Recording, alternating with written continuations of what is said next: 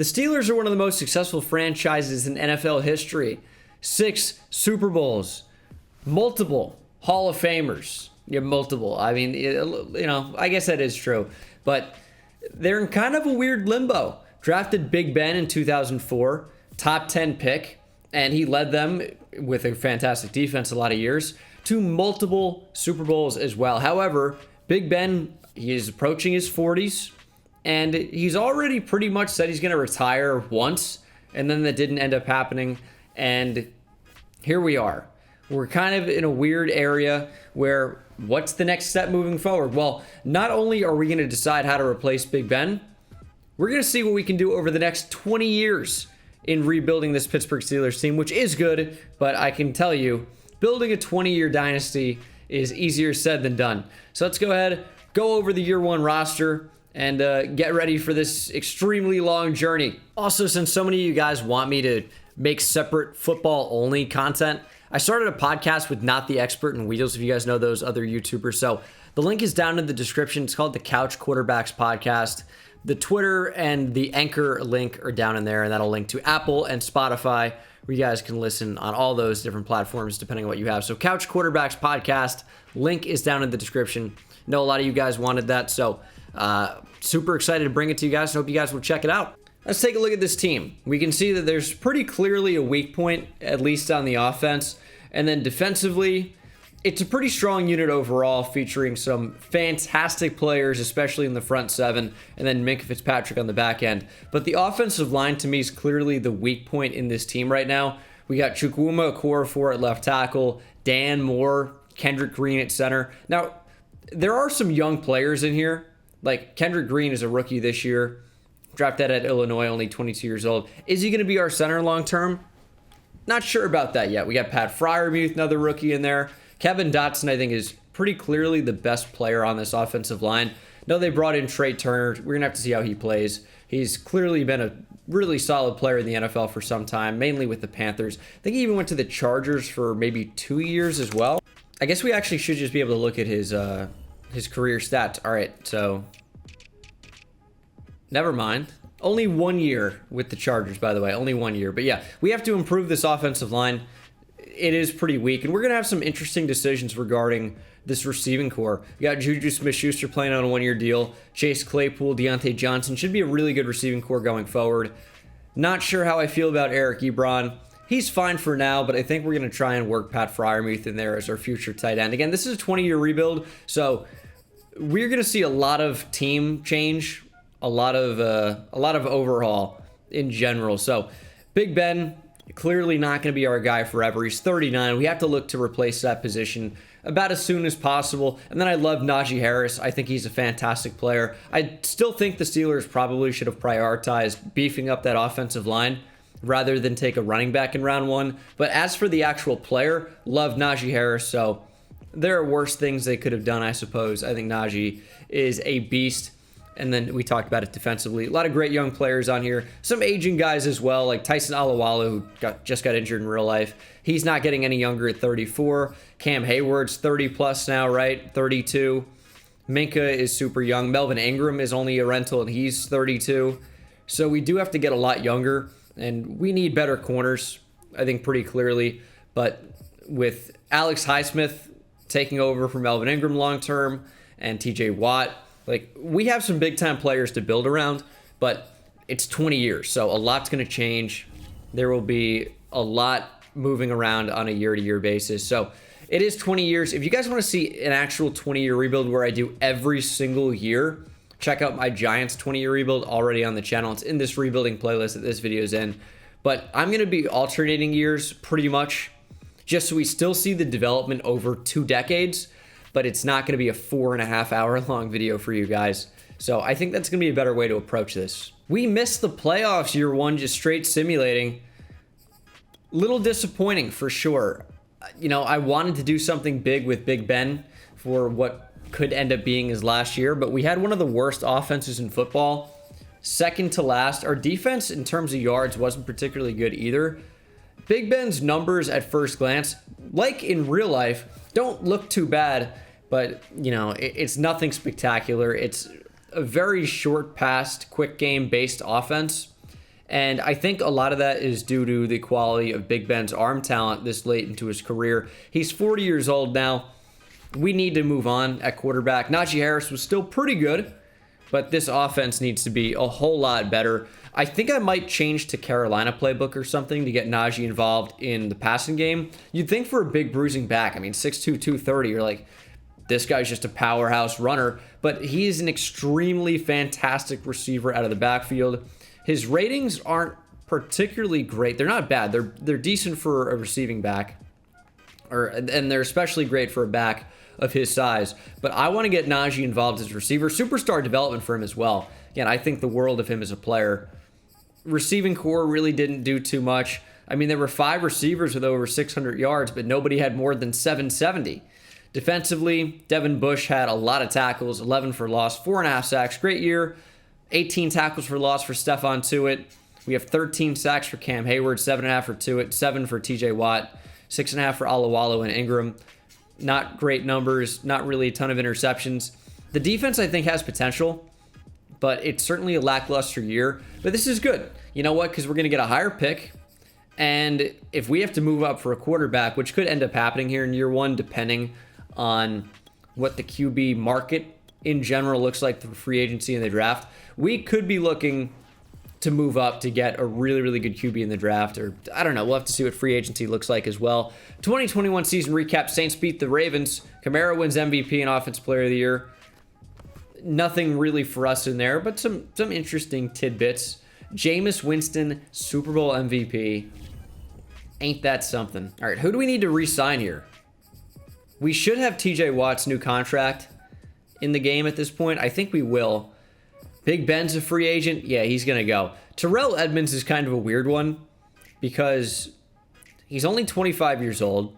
We can pay him as a safety, and I think he's someone that we could actually consider moving into the box to play linebacker alongside Devin Bush in a 3-4. So Terrell Edmunds is someone that I think we probably will end up bringing back. Joe Hayden at 33, I'm just not interested in. Trey Turner would be good because we still need a good offensive line, and we need to hold on to our actual good pieces. Melvin Ingram at 33, I think we have to let go. Ebron's kind of a weird one. I think we're going to transition to Freiermuth because he wants a long-term deal. I don't want to give him that. I want to give him maybe a 1-year deal. Nah, he's going to go play for a new team. That's fine. We got Pat Freiermuth. Whole reason they drafted him. And we will try and sign Juju Smith-Schuster to a 5-year extension. He returns. I think that's important to get it done until he's 30. And then Trey Turner, maybe a 4-year deal for him. He's probably done developing, but if he can stick at like a 78 to 82-ish overall, I'd be very happy with that. And then Terrell Edmunds, I think. You know what? Let's just keep him long term. He gives us flexibility, which I think is important. So Terrell Edmunds is back as well. The rest, I'm not particularly interested in. You know, for a 20-year rebuild, it's really important to keep some of these ages in mind. And if we're going to have a 26-year-old guy, sign him for 5 years and just watch him get worse for the second half of the contract, I'm just not interested in doing that. Ooh, that is a perfect fit. Teron Armstead available in free agency. We desperately need a left tackle. Teron Armstead is unbelievable. Probably one of the more athletic tackles. He doesn't really get credit for how good he is and how good he has been. But I would be comfortable giving him a Trent Williams type extension that the 49ers gave out. So I'll pretty much pay whatever it takes to get Teron Armstead. That could be our big signing. I mean, J.C. Jackson would be cool as well. It's not like Justin Lane and Cam Sutton are particularly good. I did like Justin Lane quite a bit coming out of Michigan State.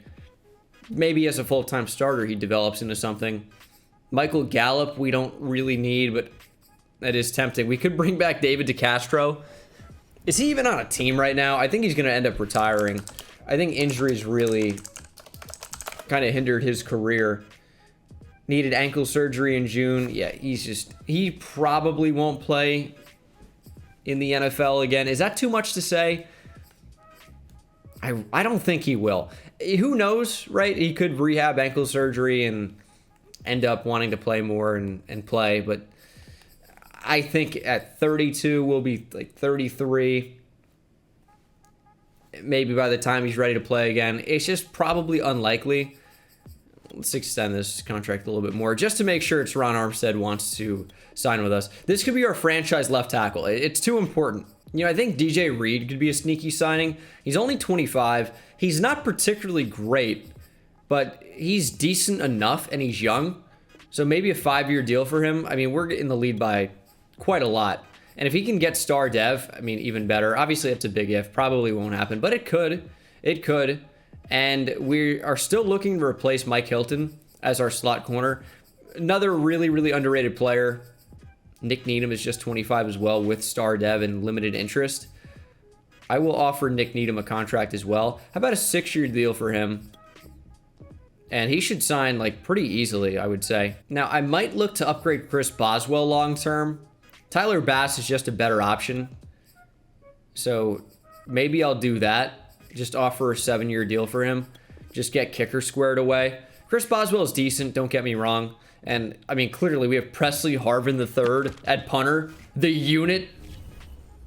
There isn't a punter in the world that I would replace him for. 5'11", 255. Jesus. Yeah, he is he is large and in charge. Very, very, very big free agency. Got Tyrone Armstead, DJ Reed, Tyler Bass, and Nick Needham.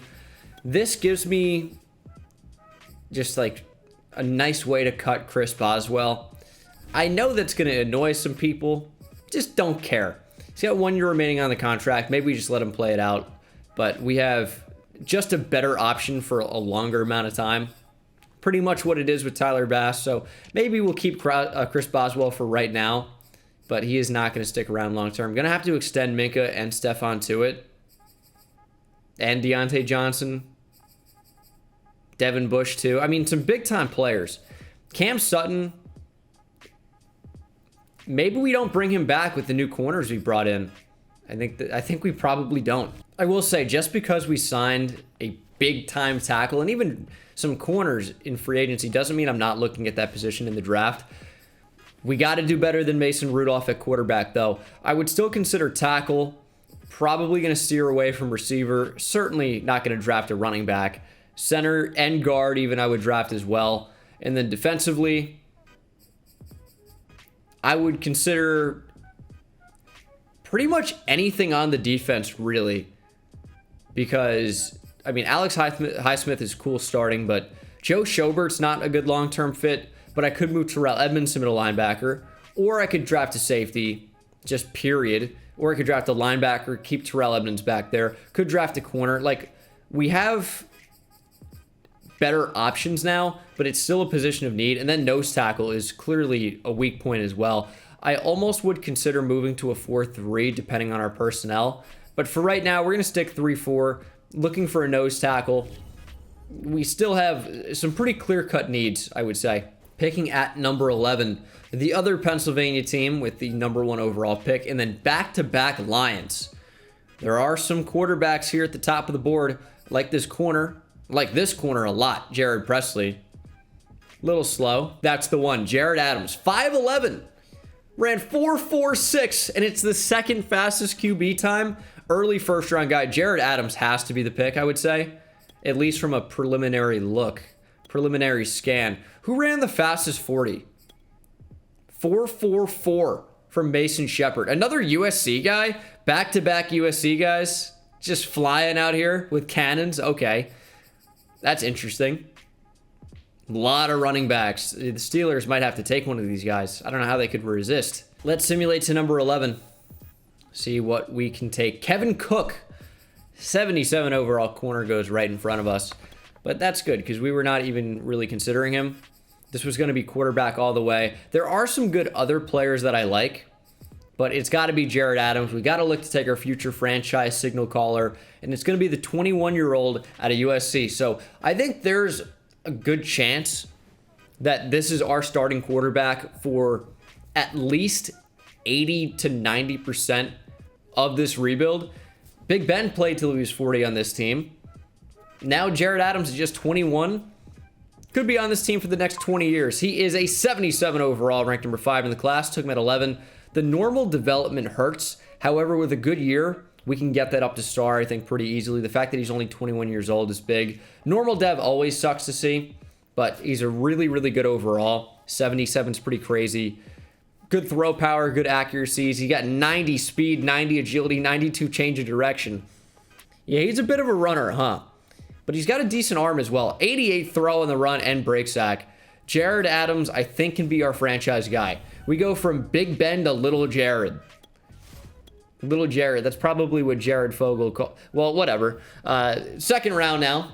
Only 2 players on my draft board here. A receiver and a tight end. Now, they're good players, but we don't really need those positions. Here's what I'm going to do. Unless I can get a future 1 for this pick, which I think it's possible. I could definitely make it happen if I wanted to. If I went out and manually traded, I could probably make it happen. And maybe I will. Maybe I will try to make that happen. What I'm considering doing is taking a tackle. Like, Tyler Langford is a mid-second round guy. It's going to be a reach at this spot. Well, I guess there's potential for it not to be. But he looks pretty good. He's young. And sometimes these guys do have hidden development traits. Like, there are definitely some good players in your early second rounder. Maybe Aaron Blackburn's the pick. Let's take it. I just talked myself into it. Star development or better. Number 33, basically a first round guy. 72 overall. Gotta love that. Strength is not great. Pretty fast at 75 speed. Good run block, good pass block. He's well-rounded. I like Aaron Blackburn a lot. Very happy with that pick. New starting center right away. Can't really complain about that. Only 1 player left on my board is Devin Saunders. Late first round guy. Does look pretty good. He's pretty much like a Chase Claypool type player. So unless there's someone else on the O-line maybe that I like just as much, if not more, he will probably end up being the pick. We could get an early third round center here. Definitely would be good value. I know we're deciding between a first round caliber player and a third. But with development traits and what positions we need, I don't know that it's all that bad. This is a nose tackle, 6'4", 318. Dwayne Calhoun's an interesting player. What would I rather have? Devin Saunders. It's another 21-year-old. Ryan Shelly or Dwayne Calhoun. I could probably get Ryan Shelly later, right? Dwayne Calhoun I might have to move up for. Let's go Devin Saunders now. It's the best player available. Number 30 in the class. We'll take star, better development for the 21-year-old. 90 speed is better than I expected for him. He's really just a red zone type player, move the chains type guy. He's not really going to stretch the field, but 90 speed and 92 change of direction.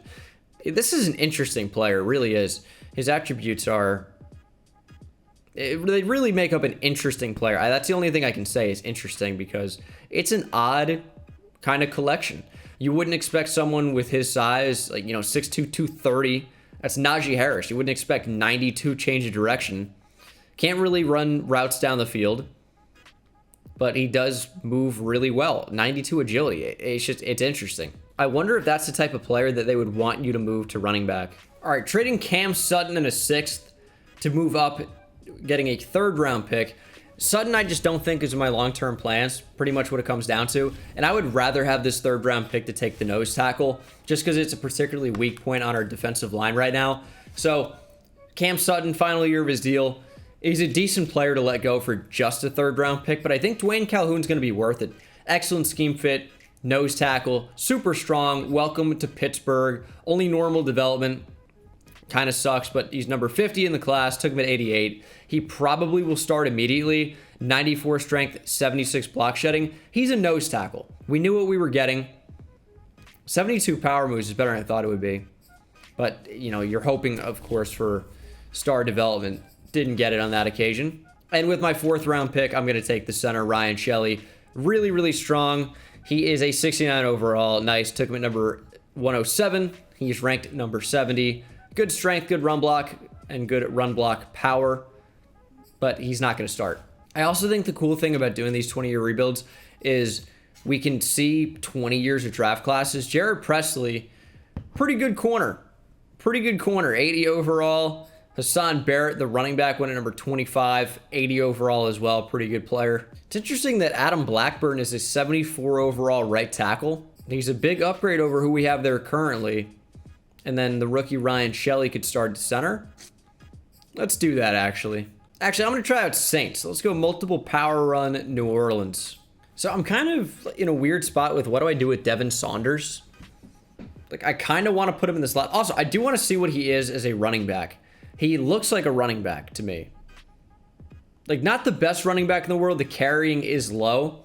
But with the 6'2", 230 build, I know 6'2" is a little tall for a running back, but, you know, Najee Harris. I just want to see what he is. Just want to do a little test. He is a 77 overall running back. The trucking's low, but I'm telling you, with the change of direction and everything, he really does just look like a running back. The crazy agility. What are his traits? More receiver traits, I would say. Anyway, I'm going to move him back to receiver. I'm tempted to play him in the slot just to see what he can do year one. But maybe I'll just leave Deontay Johnson there. 6-1 at the midseason mark. Quite a turnaround from last year, I will say that much. But some big free agents that we touched on earlier. Even with Stephon Tuitt being 29, I want to bring him back pretty clearly. A lot of guys in here I want to bring back. Derek Watt for TJ's morale. Maybe not going to go that far. Benny Snell's back. I didn't increase his contract at all. It's 4 years. I'm still fine to draft a backup running back at some point, but we can maybe push that off a little bit longer. And Minka wants more money, but we did bring back Tuitt, Deontay Johnson, Devin Bush, Benny Snell, and that's it so far. Chris Boswell, not going to touch. 12-5. Very, very good season number 2. Quite the turnaround from season 1. Jared Adams with a great year, by the way. A very, very good year. Hope to see him get up to star dev for sure. 5,000 passing yards as a rookie. Rookie record. 45 touchdowns. Shatters the rookie record. He's going to go up to star dev, I think, pretty clearly. Mason Rudolph in there as well. Vulture to TD. Was it like on a fake field goal or something? Najee Harris, what a year. 1,200 yards, 4.6 per carry, 15 touchdowns. Deontay Johnson, 1,100 yards, 15 touchdowns. Claypool over a K as well. Juju was all right. Najee had 800 receiving yards. Pat Freiermuth was not bad either. And then defensively, Devin Bush, 100-plus tackles, 7 for loss. 20 tackles for loss for Alex Highsmith. Also at 11.5 sacks, 17 for Cam Hayward. What is TJ Watt doing? Like, is he going to put up good numbers at any point? I feel like this just goes to my theory that it doesn't matter 3-4, 4-3 defense. Defensive ends, you're just always going to put up the most sacks. I mean, Highsmith did get double digits, but there's no reason a guy like TJ Watt's only putting up 7 sacks. There's just not. Interceptions, 4 for Devin Bush led the way. Terrell Edmonds with 3. I would say this team performed very, very well. Exceeded my expectations here in year 2. Our defense still wasn't as great as I would have liked them to be. Where are we in terms of ranking? 23rd defense for points per game. Our offense was great. The defense does need to perform better, but that isn't bad. See if we can beat the Chargers. This is 20 years, so one playoff game doesn't matter too much. We do beat the Chargers. Jaguars in the divisional. I do remember the Jaguars and the Steelers playing a playoff game in like 2008 or 9, I want to say. And the Jags won, and they win again here. Yeah, Jags won that game 31-29. It was the 2007 season. Happened in January of 08. And we scored 31 points. Would have been good enough to stay in the game, you know, over a decade ago, but not now. We lose to the Jaguars. Unreal. Jags lost to the Cowboys in the Super Bowl. Urban Meyer, Coach of the Year. Patrick Mahomes takes home another MVP. Jared Adams wins Offensive Rookie of the Year. We'll take that. I would say that's a big win. We can also see the development traits for some of these rookies. What do we have? We have a center, well, who I moved to right tackle, hoping for superstar. It's probably going to be star, and it is. Ooh, Deontay Johnson goes up to superstar. Jared Adams goes up to star. Pat Freiermuth, by the way, went up to star as well. And Saunders, of course, had star also. Not too bad, not too bad. And then defensively, did we draft anybody with a good dev trait? No. Just Calhoun on defense. Alex Highsmith goes up to superstar. That's awesome. He's already 26, which is kind of surprising. But that's all right. He's gonna be good for us. And then, ooh, DJ Reed went up to star. Already feeling like a really good signing there. Cam Hayward's regressing quite a bit. We could have him be better if I moved him to D tackle. Imagine putting up 17 sacks and regressing. Sucks to suck, but it is what it is. You know what we could do? You know what we could do? If we get another defensive back, we could move TJ Watt down to like left end or something. Or right end even. Cam Hayward over to D tackle. It's like you saw what Cam Hayward did. 17 sacks. I think the scheme doesn't really matter that much in some ways. I feel like TJ Watt's going to be far more effective as a defensive end, even though he isn't a 3-4 end. This is just the way it works in Madden. I'm going to move TJ Watt down to right end. I'm going to move Cam Hayward over to D tackle, and then I'll look to pick up a linebacker, and that maybe just moving Terrell Edmonds down to linebacker, but then we need a safety. But the way I see it, based on how free agency and the draft are going to shape up, if, you know, all we need is a safety, corner, or linebacker, there's going to be at least one of those guys that's good. So we'll figure it out. That's right. We do need to extend Minka. He wanted just higher salary, so I'll bump that up. Minka's worth it, and he is back for the next 6 years. Tyreek Hill is here. Don't need him. Zadarius Smith. JJ Watt. It's really tempting to team up the Watt brothers, at least for a year or two. JJ's 34, but he's also still really good. I'm not sure what his role would be on my team, but he's really good. So I don't know. Maybe Montez Sweat. Ooh. I need linebackers. I gotta not get caught up in the good players available. Montez Sweat would just be such a good pickup. How is Stephon 2 at 30, dude? That's crazy. That's crazy. I mean, he was probably a rookie in, what, 2014 in that Khalil Mack draft? Jadeveon Clowney draft. But still, I mean, time flies. That's all I can say. Nick Kwiatkowski just feels like a player who would be on the Bears, and no one wants him. He is a good rental for cheap. We got JJ Watt. Again, I don't know his role on the team. I just like the storyline of teaming up the Watt brothers. Might end up being a separate video for me, just teaming them up both in their primes. I think that'd be super fun. I guess TJ Watt moves back to outside linebacker. I think it's pretty much just what has to happen. Aaron Rodgers is still here, by the way. That could have been a fun rental, but we're going to have an 89 overall quarterback next year probably, and he's only getting better, where Aaron Rodgers is only getting worse. We did get Nick Kwiatkowski. Kind of feels like a moot point now that we have JJ Watt, but oh, hold on. I want to go to the draft. Picking at the end of the first round now. What do I really, really need? Not a quarterback. We're going to completely ignore that position, but there seem to be a lot of good QBs. But I'm, again, going to ignore. It doesn't make sense to draft a quarterback. Max Sims, that's a corner. 4-3-2, that's a corner. Max Sims has to be the one. Has to be the one. We would have to trade up into the top probably 3 to get him. And we don't pick until number 27. It's a decent draft class. There's some players that I want. Like, I'd be happy with some of these guys in the back end. However, I feel like we can draft a game-changing player rather than just, you know, a really solid player, maybe. Trading Joe Schobert, a 1 next year and a 2 this year to move up to number 4. The 1 is projected to be number 11 next year, thankfully. So that has a lot more value than it should end up having. So no first-round pick for us next year, although we do keep our first-round pick this year.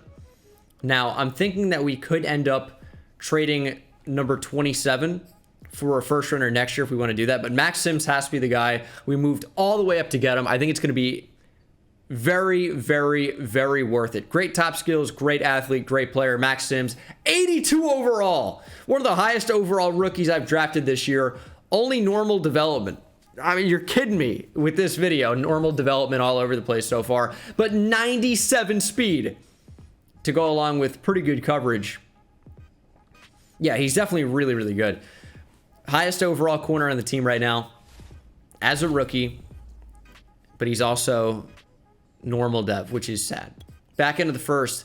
There are two players I'm really looking at here. Daryl Brackens, who is a very good nose tackle, and Thomas Wilds, who's also a good player, 21 years old, just a really solid linebacker.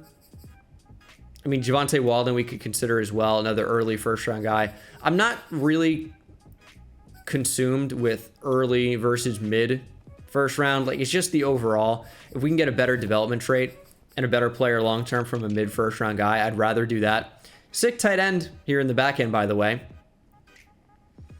who we might end up taking. But this is a big pick. It's really between, I would say, Thomas Wilds and Daryl Brackens. What would I rather have? I think we're going to need a backup middle linebacker long-term. We just traded Joe Schobert, who is going to have his contract expire. Nick Kwiatkowski's on a one-year deal. Let's bring in Thomas Wilds. 74 overall, also normal development. Ranked number 18, took him at 27. He's definitely good, but it's also definitely underwhelming. Not going to lie on that one. We're going John Hale, taking a backup tight end. Also, 74 overall, normal development. What is up with all the normal dev players? It's like I'm playing Madden 21. Ugh. He's a good backup, but I need more than that. Oh, we got Matlock in here? That's already a good sign. I don't know if you guys know Matlock. It's not really a topical reference, but we're going to go ahead and take him. Cameron Matlock, 70 overall. Normal development was all but guaranteed. Ranked number 62, took him at 123. It's great value.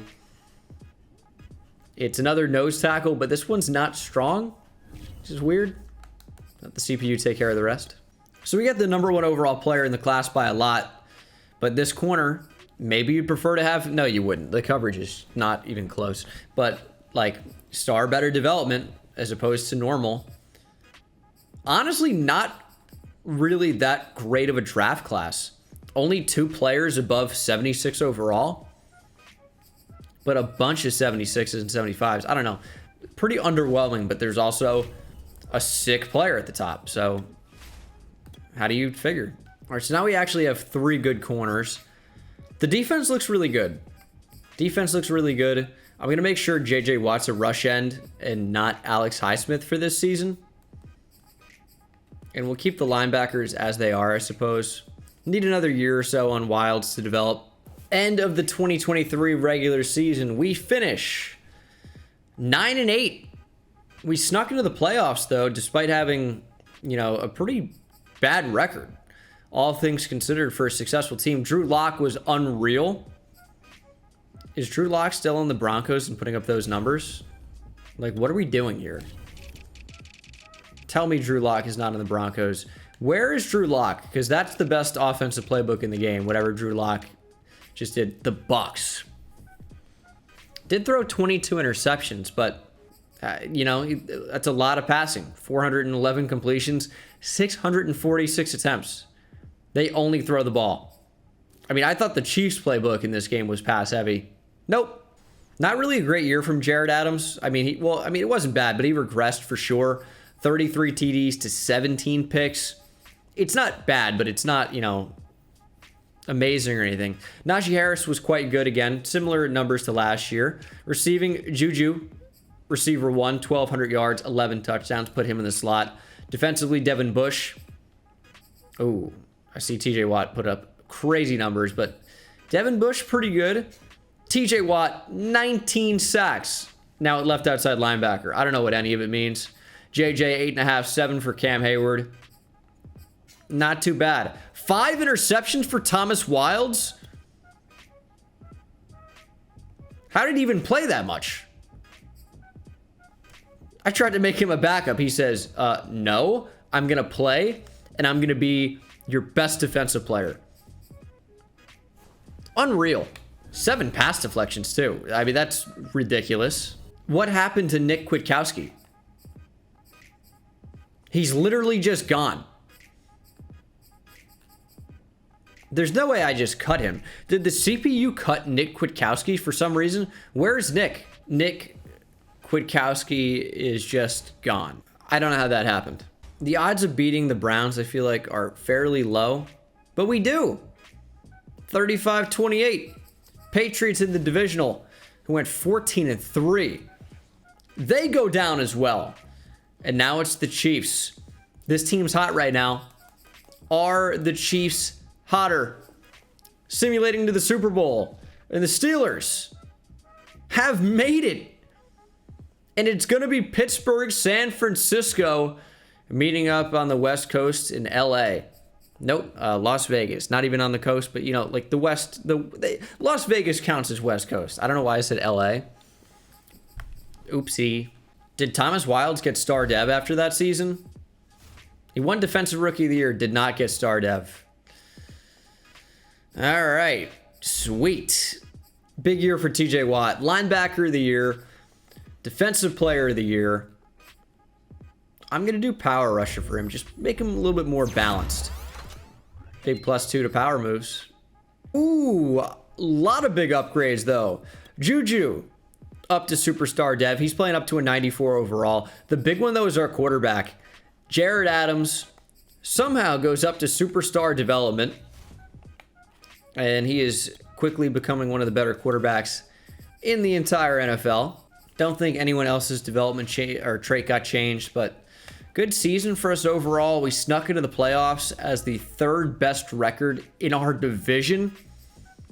And we made it, you know, farther than all those teams. So Steelers, Niners, let's go to the Super Sim.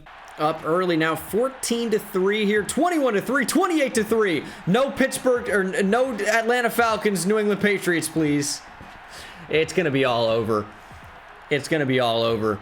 42-17 is your final. The Pittsburgh Steelers, and it only took in year 3, are Super Bowl champions once again for a 7th time. 7 franchise trophies, or Super Bowl trophies, Lombardi trophies, Super Bowl championships. Trey Lance like, hey, great job, sportsmanship. This league is weak. But that hopefully is just the first Super Bowl of many. Our new franchise quarterback will hoist that Lombardi trophy high. He, of course, has a name, and it's not Frank.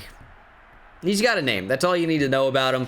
Wearing number 7. Can't think of any other Pittsburgh Steeler quarterback to ever wear that number. Jared Adams, that's right. 5 touchdowns in the Super Bowl. And yep, definitely no other quarterbacks who have ever worn number 7 for the Steelers. No one named after a clock. No one who was particularly big. No one who liked consensual. Well, whatever. We're going to go ahead and move on to Season 4. Upgrades for Mac Sims. It'd be nice if we won the Super Bowl, if some players would get something. He had a pick in the Super Bowl. Won Defensive Player of the Week because of it. We will take that. We're going to give him, I think, do you want to do slot? I want to get his zone coverage rated or boosted. So we'll get his zone coverage rating up and a lot of other things, clearly. +1 to zone, though. We'll take that. Season recap has exactly what you want to see. 7th Super Bowl. Jared Adams, very good year. We need to start competing for some MVPs, though. TJ Watt with Defensive Player of the Year. I don't think we can change the playbooks after winning a Super Bowl. Just don't. But we're going to start another offseason. I will end up simulating a year in here sometime soon. I just want to, like, get Cam Hayward off the team, see his career, Stephon Tuitt, you know, maybe not Juju because he's younger, but, you know, I want to see the older players end their careers, and then we'll, I think we can simulate a little bit. All right, so we got Kevin Dotson, Alex Highsmith, and Chase Claypool back. Don't really need anybody else. If I didn't say Kevin Dotson, we got him back too. Rodgers is now an 86 overall. Adams is an 85. He's closing in. I thought he'd be a little bit higher at this point, but it wasn't, you know, an insane season or anything. I don't think we're going to be very active in free agency right now. I think we're just going to hang out. So we don't pick until the last pick of the second round. Once again, if there's a player worth trading up for, I will consider it. Gordon Mason would be that player. Oh, he looks so good as well. He looks like a clone of the last corner we took. He looks so good. Man, am I going to have to do that? It's just very rarely do you see that type of a player. But it's going to be like nearly impossible to move all the way up. I still might try. There've been some pretty good Kansas corners in the NFL too. You wouldn't think, because Kansas doesn't produce like any good players. But Chris Harris Jr. and Aqib Talib. I think Chris Harris Jr. went undrafted. I think Aqib Talib did get drafted though. Yep, Talib was a first-round pick in 2008. First round. I thought he was later than that, but no, he was a top 20 pick. There's just no way we're going to be able to move up to number 2. So we'll just end up seeing what his overall is. 80. Knew it was going to be pretty good. End of the second round. We'll see if anything is still good here. Got a couple players on my draft board. We could go in a number of different ways. Could go O-line. Could go Levi Dockery, who I'm almost leaning towards just to continue to beef up that D-line. Guys are getting older, so even though it seems like we don't need anyone right now, we're going to need 3 guys pretty soon.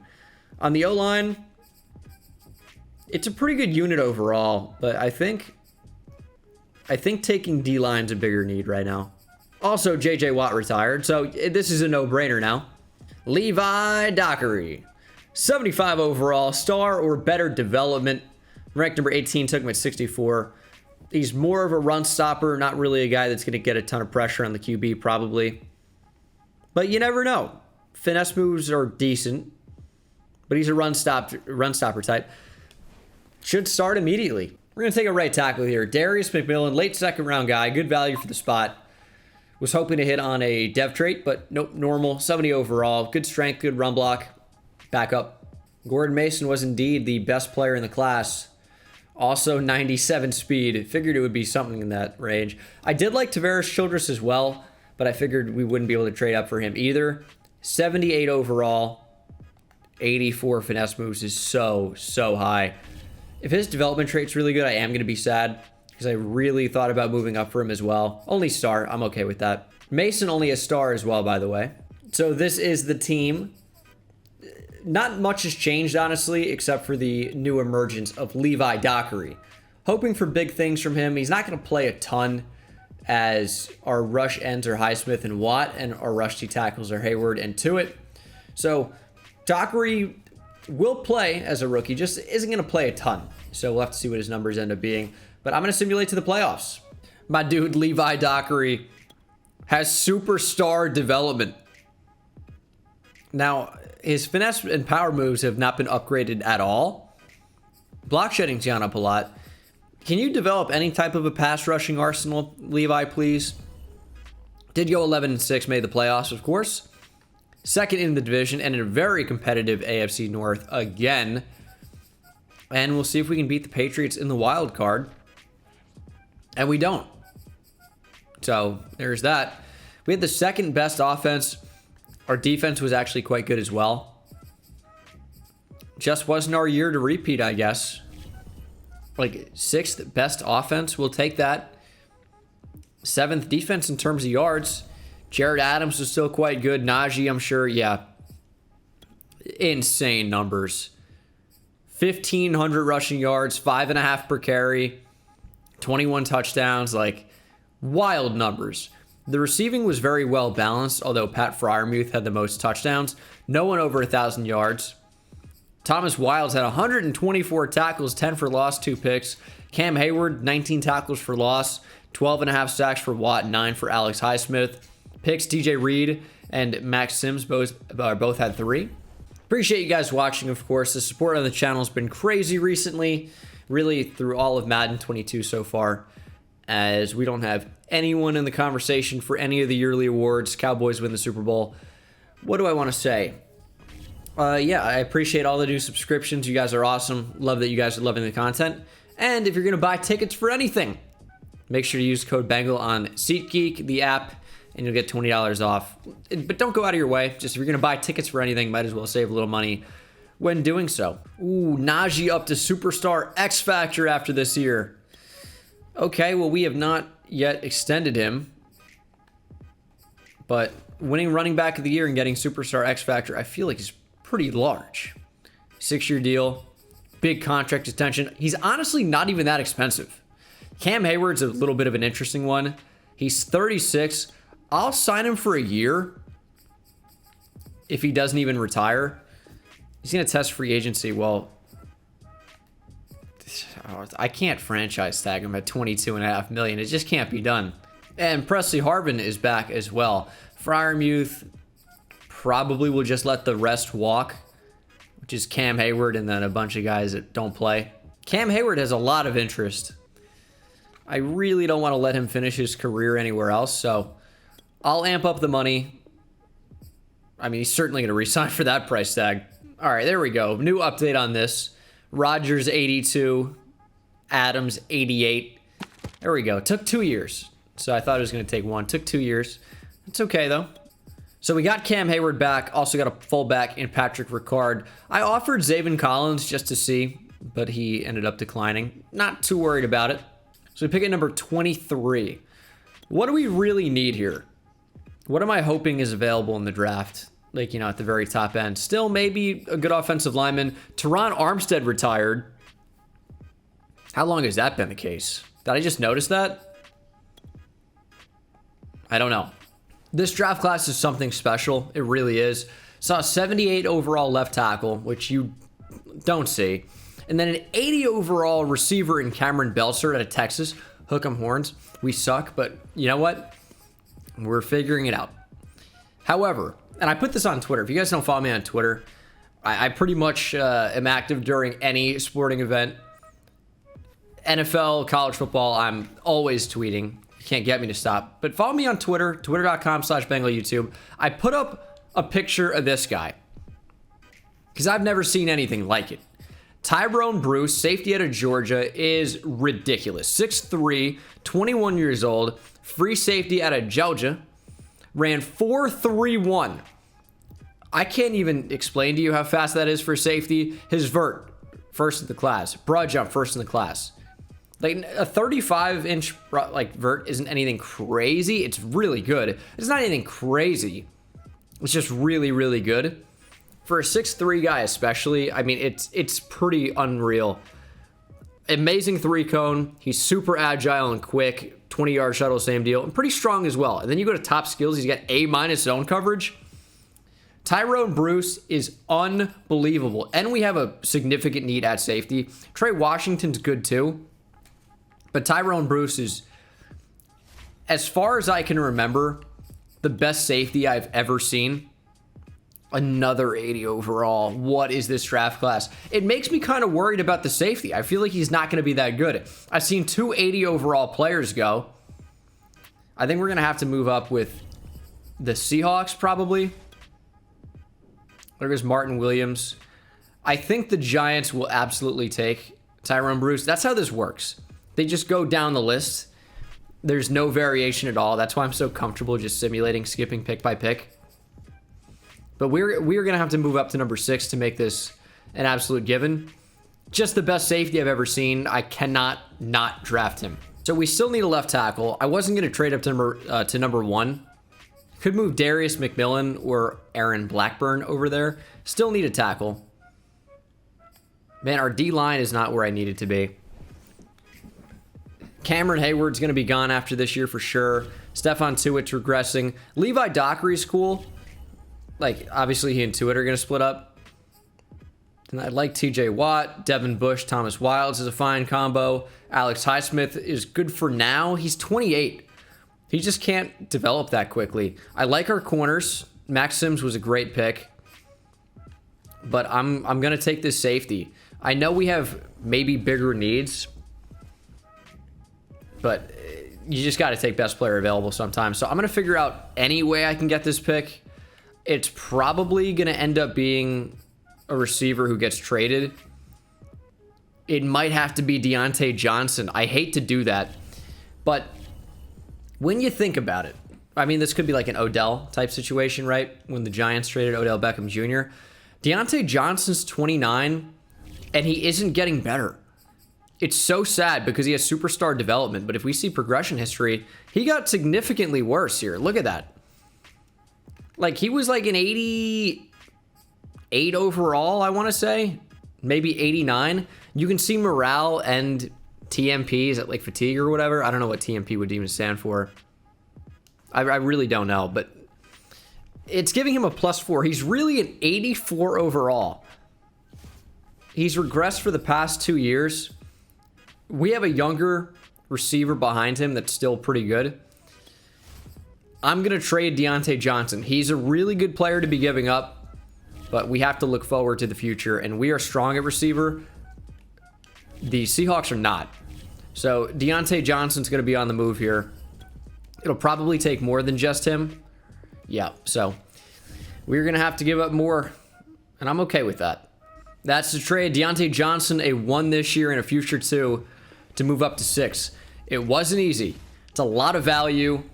I really do think it's going to be worth it. The odds of there being so many 80 overall players in the class are not high, so he's probably going to be like in the 77-ish range, but he still looks like the craziest safety I've ever seen. He might be in the 80s. You never know. We're going to take him. Tyrone Bruce. He is an 82 overall. What is this draft class?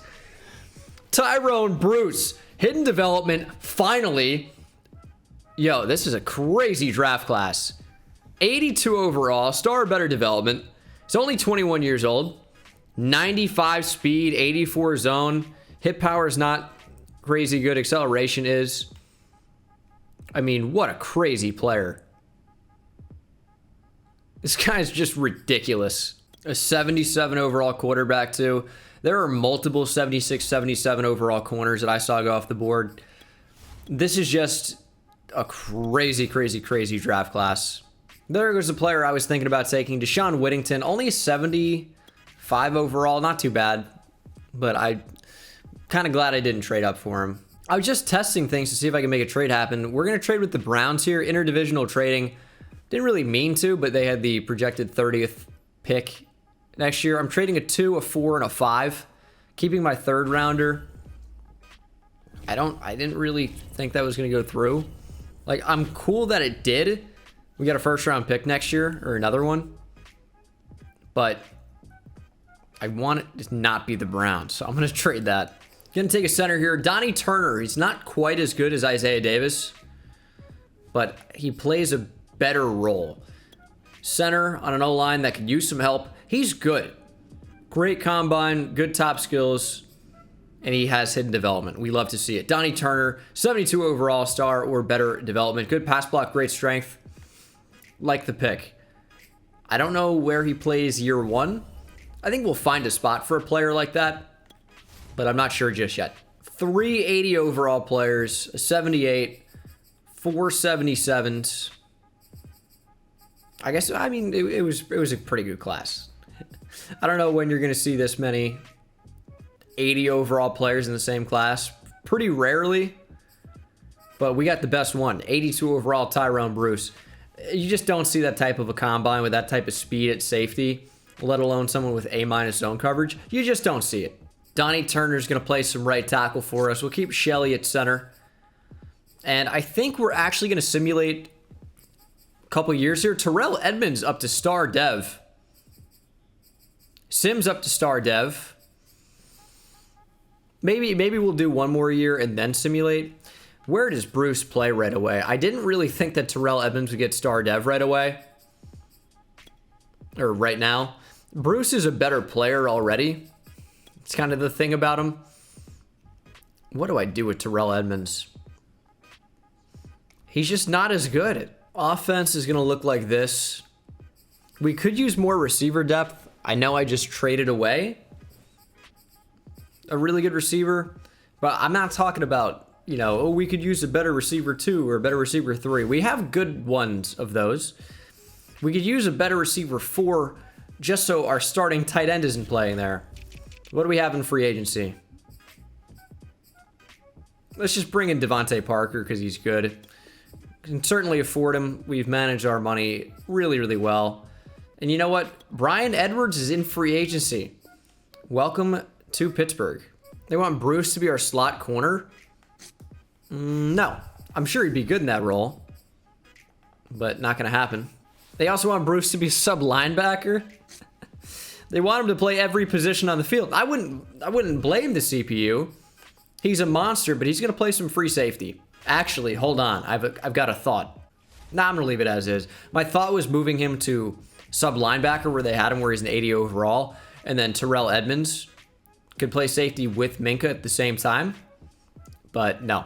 Only 4-3 at the midseason mark here are, or as is the rest of the AFC North, except for the Bengals who are 3-4. I have not had the players auto upgrade because I wanted to control some of these myself. Just like Levi Dockery, for example, has 2 skill points, and he cannot rush the passer at all. I want him to be able to do that. The CPU does not upgrade it, so I figured I'm going to take care of that, and we're going to go all in on speed rusher. That's pretty much the only update I have. Is our record being negatively affected because I'm not having the CPU upgrade these players at this point? Probably so. I think it's going to help us, more long-term, though. What is your development trait, Downey Turner? Show me superstar. Downey, star. I mean, that's to be expected, I suppose. Tyrone Bruce, 2 skill points available, wearing number 17. He's Mike Wallace at free safety. His development trait is star. Pain. TJ Watt wants more money. Dude, please. Got Jared Adams back. 7 years for him. Cam Hayward's going to be gone, unfortunately. Got Ryan Shelly. Trey Turner, I don't really know about. He's kind of stayed the same as I expected. 2-year deal. All right, he's back. And got Aaron Blackburn. Got Jared Adams. Got to re-sign TJ Watt.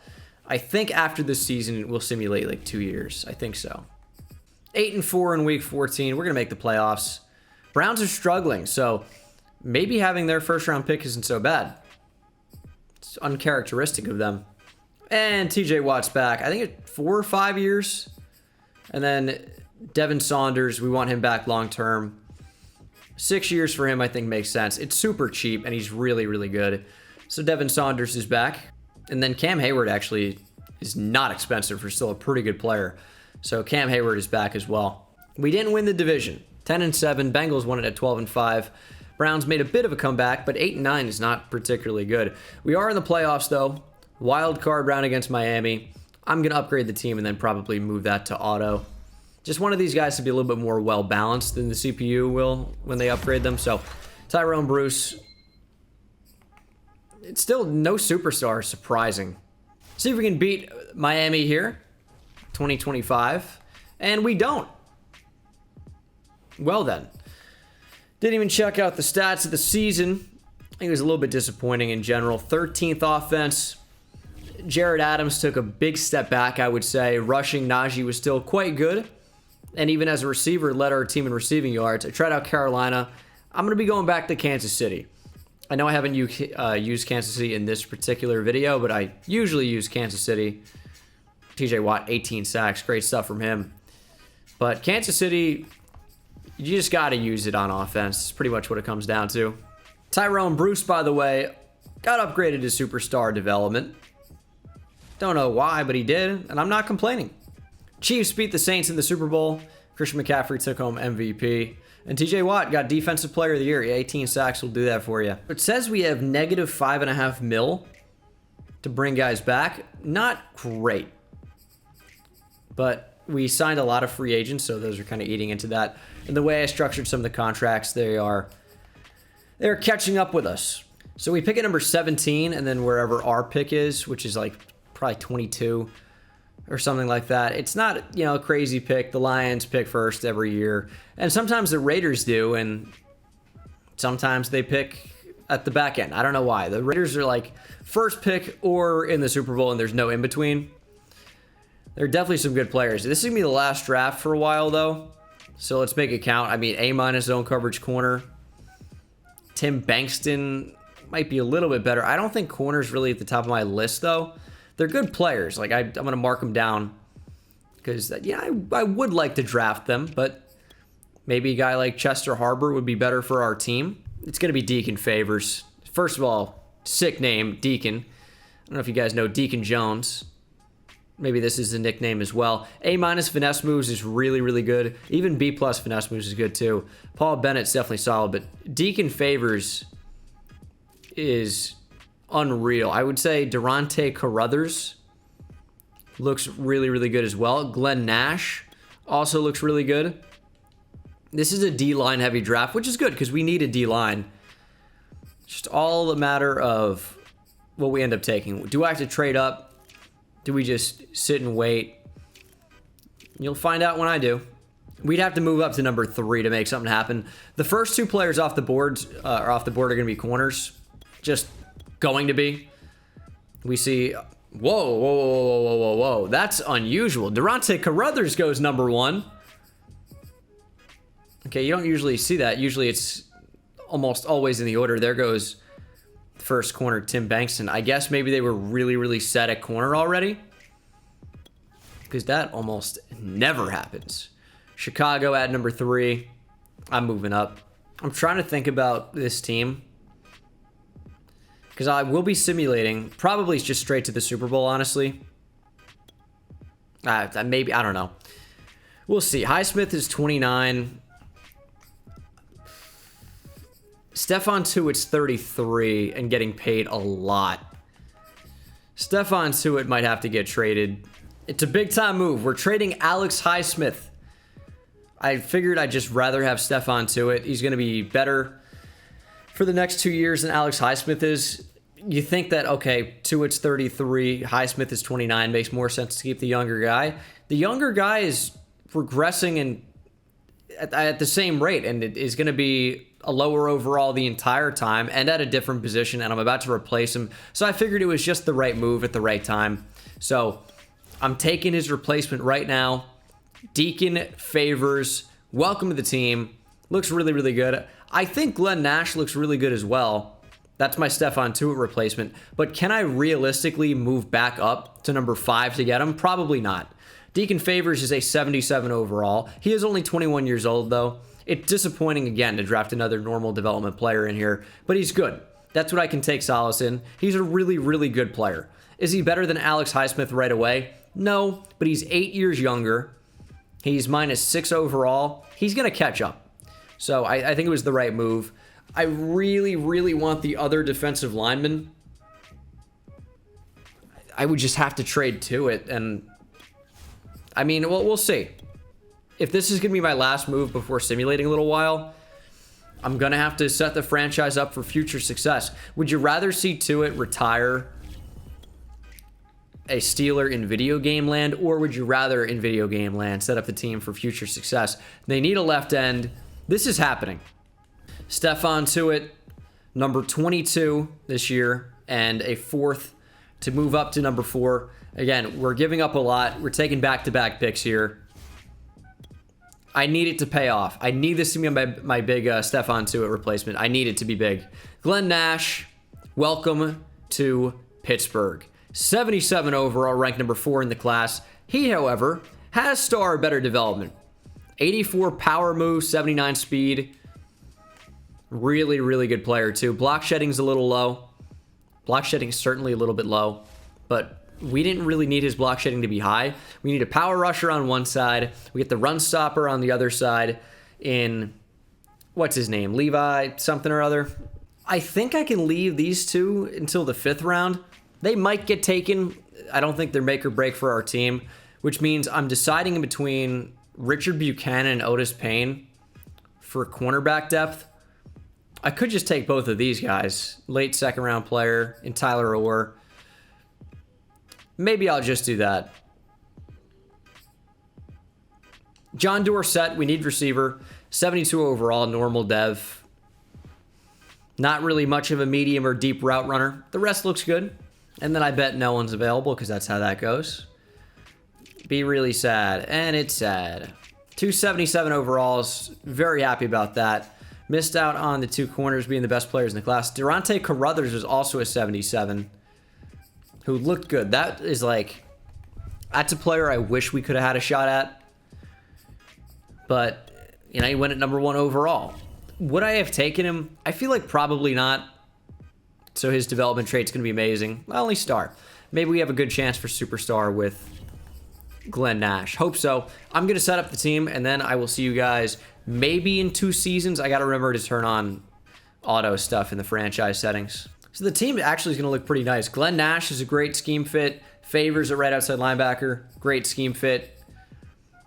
I'm interested to see how the CPU is going to blow this up. Why would Dockery be a rush right end while Nash is a rush D tackle? I don't understand that. That makes no sense to me. I guess he's a slightly higher overall there. Don't know why. But all right. I'll see you guys probably in 2 years. The reason I do this again is so we can get through the 20 years. It gives us a way bigger span than 10 if I did a 10-year rebuild. But we still have something to work for and something to rebuild. So we are in 2025 now. I can't tell. It's 2025 or 2026. I think we're in 2026. I'll know in just a second. So I will see you guys in a couple years and see how this team is performing. All right, so the 2028 season has now come to a close. We went 13-4, yet did not win the Super Bowl. Our offense was amazing. Our defense was amazing. But we did not win the Super Bowl. Season recap. We'll check out the stats as well. We should be able to. Browns won the Super Bowl. James Robinson wins MVP. Jared Adams, our quarterback, won Offensive Player of the Year. I am both excited and scared to look at the roster. Can we also see league history? So we'll check out what happened last year as well. So 2027, the Patriots won the Super Bowl. Baker Mayfield is their quarterback. He won Super Bowl MVP. In 2026, the Panthers beat the Ravens. Deacon Favors won Rookie of the Year. So we've simulated a couple years here, and we will check out the team. No available salary cap, so we have who we have, essentially. And, all right. Juju Smith-Schuster is now a superstar X Factor. He is a 90 overall at 32 years of age. We have our quarterback, Jared Adams. He's a superstar X Factor as well, 99 overall. Has no deep accuracy whatsoever. I would say that's a problem. Saunders is up to superstar. Claypool's up to superstar. Who is this? James Gooden.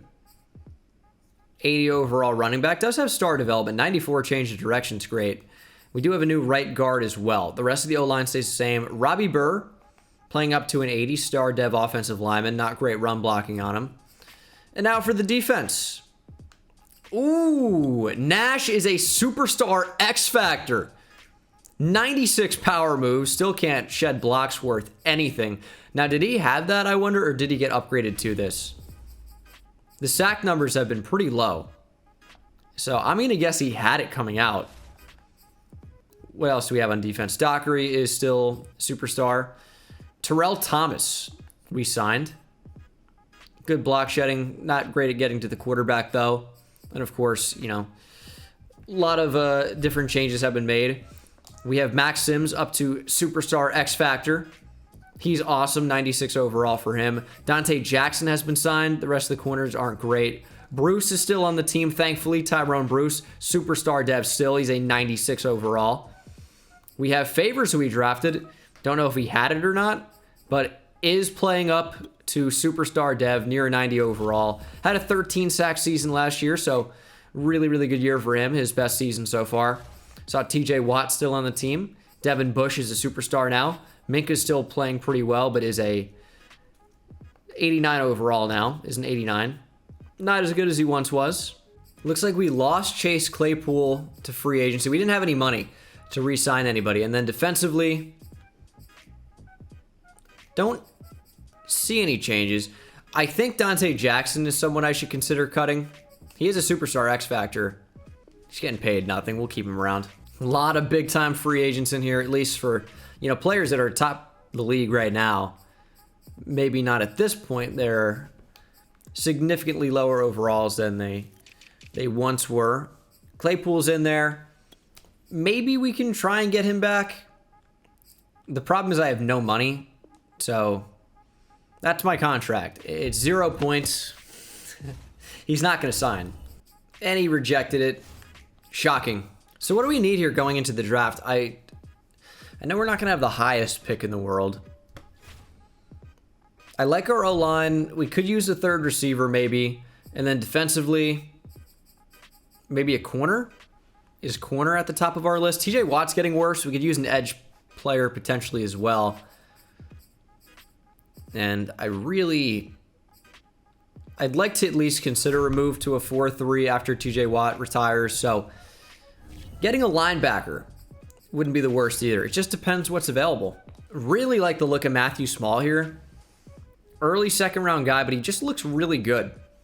Tashawn Tompkins is slower, higher overall, but I don't know if I think he's as good despite having a higher overall, if that makes sense. 2 first-round quarterbacks named Cody.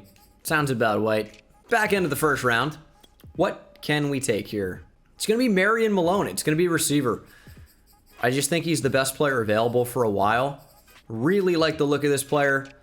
And I just think he's the best option. Ran 4.37 out of Texas. Hook 'em horns. Meyer and Malone, welcome to the team. 77 overall. To the trend of this video, another normal development player. It's just what we do here, baby. It's what we do around here. Please have my players be available in the back end of the second. They were supposed to go in round 3. They should be available. They both are. I'm taking Matthew Small. I just think he's better. Texas A&M player, but we'll give it a pass. 73 overall, normal development. Ranked number 37, took him at 58.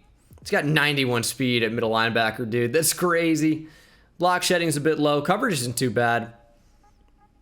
I think it really probably comes down to lower tackling, pursuit, and block shedding that brings it overall down. And it really just, I hate normal dev. I hate it.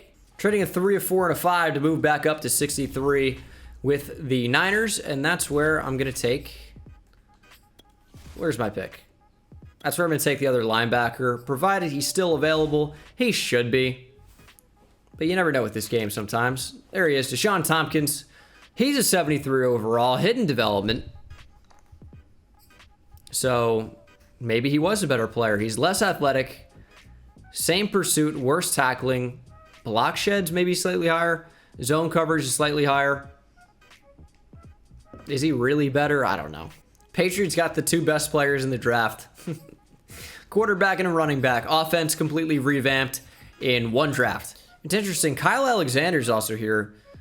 Linebacker, I guess a team took last year. Star Dev. I guess we had unbelievable depth at inside linebacker. So maybe that wasn't the best choice. Playoff time. Should be in the playoffs. We are 13-4. Great stuff from the team this year. I'm going to guess one last hurrahs for TJ Watt. He's like, I'm hanging up the cleats. I'm like 50. How old is he now? He might be like 30 something. Anyway. Jared Adams, our quarterback, thinks it's probably the last season for TJ Watt. So let's go out with a win. We actually didn't even have the best record in the AFC North. I don't know why, but the Ravens are sometimes so good. But if I've used their playbooks, I haven't had success. Jared Abrams 40 or Jared, stop. Listen, we're gonna retry that. Jared Adams 4,600 yards, 41 touchdowns, 13 picks. Najee was still very solid receiving. Juju led the team in touchdowns along with Devin Saunders. We have Meyer and Malone with over 1,000 yards as a rookie as well. Thomas Wilds led the team in tackles with a 121. 2 others had 100+ tackles too. Glenn Nash, 20 tackles for loss, 11 sacks for Deacon Favors and TJ Watt, 8.5 for Levi Dockery, and then 3 picks for a handful of players, including Max Sims, Tyrone Bruce. We still don't know Tompkins' dev trait. He's playing up to a 77 overall already. I feel like that's quite good. But Small's also at a 77 too. I don't even know what to think. Can we beat the Bills? If TJ Watt retires, I mean, we're on the verge of a full-scale defensive change. We do win. JOK is a 98 overall. Superstar X Factor. Let's see if we can beat his Browns. We are better than them. They're an 85 overall to our 89. And we beat them as well. And now an even worse team led by arguably the best player in the league. 99 overall Superstar X Factor Patrick Mahomes is all that stands in our way between making another Super Bowl, and we are there. Super Bowl rematch. Oh my goodness, this is who we beat in year 3. We're in 2029 now. It's a very different team, but it's the same quarterbacks. Trey Lance, Jared Adams. See if we can get the win. Up 10-0 here in the second quarter. Make it 17-0. Are the 49ers going to score points? Scored 3. And we haven't scored, period, to anybody in a while now. 17-3. Now in the fourth quarter, nothing. 24-3. That's going to be the game. 24-3. We win Super Bowl number 2. And maybe Jared Adams has, given you a conversation between who the best Steelers quarterback of all time is.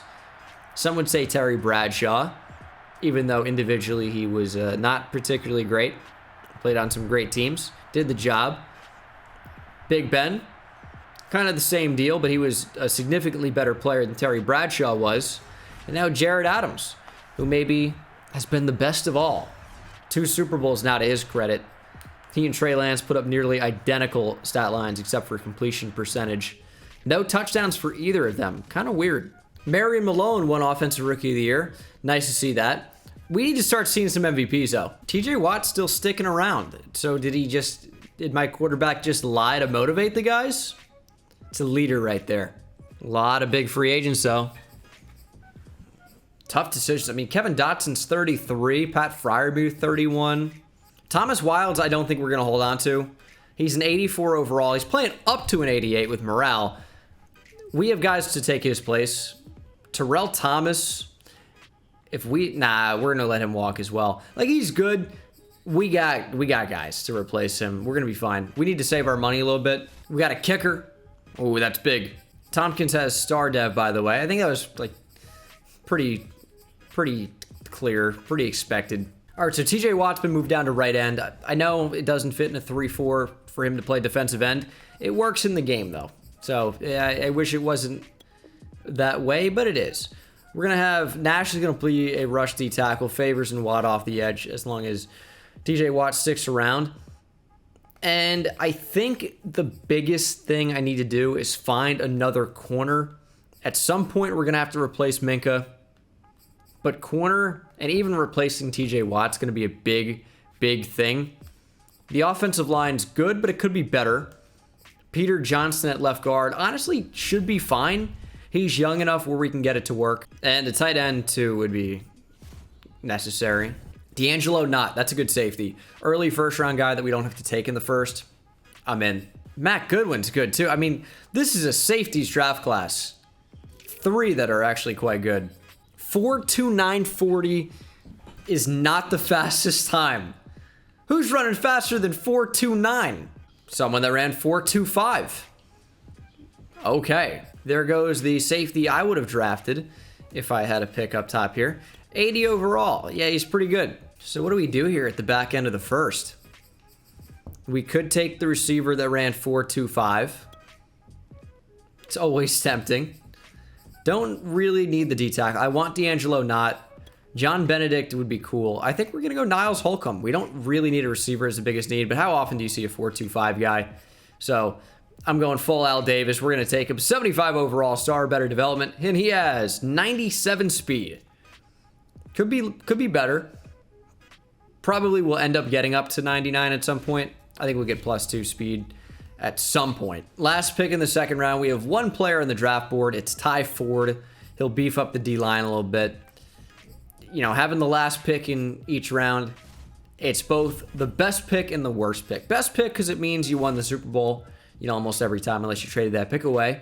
And worst pick because you lose out on every good player anywhere else in the round. Let's see how good this class was. Yep, just the 80 overall, free safety.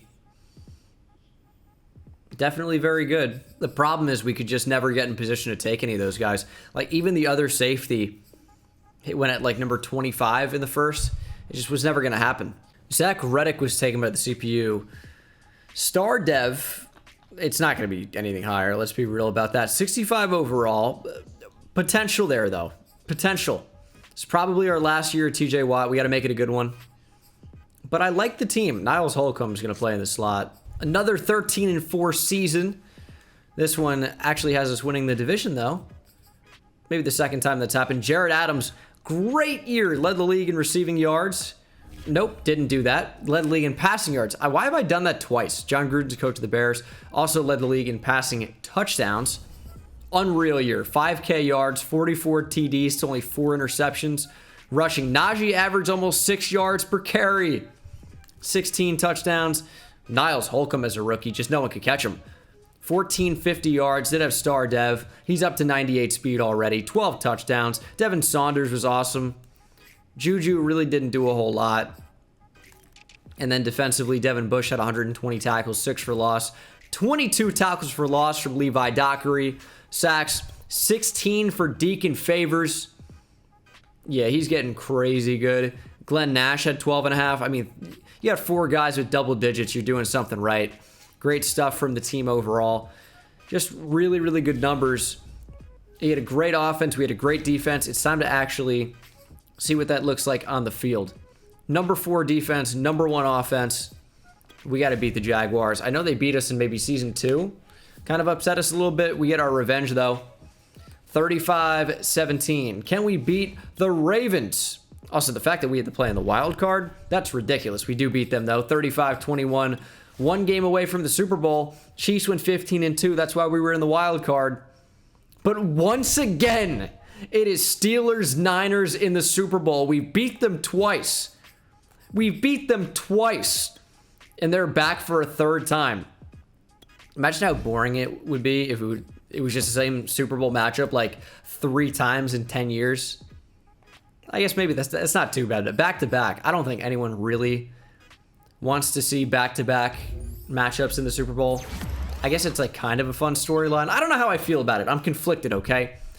Deep accuracy's rising for Jared Adams. He's a beast. Deacon Favors. You up to X Factor yet? Still no. Still no. Niles Holcomb should have Superstar Dev now. So I'm really happy with picking him. He does have Superstar. 23 years old. Got to get him better at things that are not exclusively down the field. So, you know what? Let's do slot. That should get catching traffic. That should get short and maybe even medium route running. So let's go back to slot as well. So the CPU is not going to upgrade those things. So we will take that. He's looking really good. Ooh. Devin Saunders finally up to Superstar X Factor as well. He never developed as a route runner. So there's that. Ricard.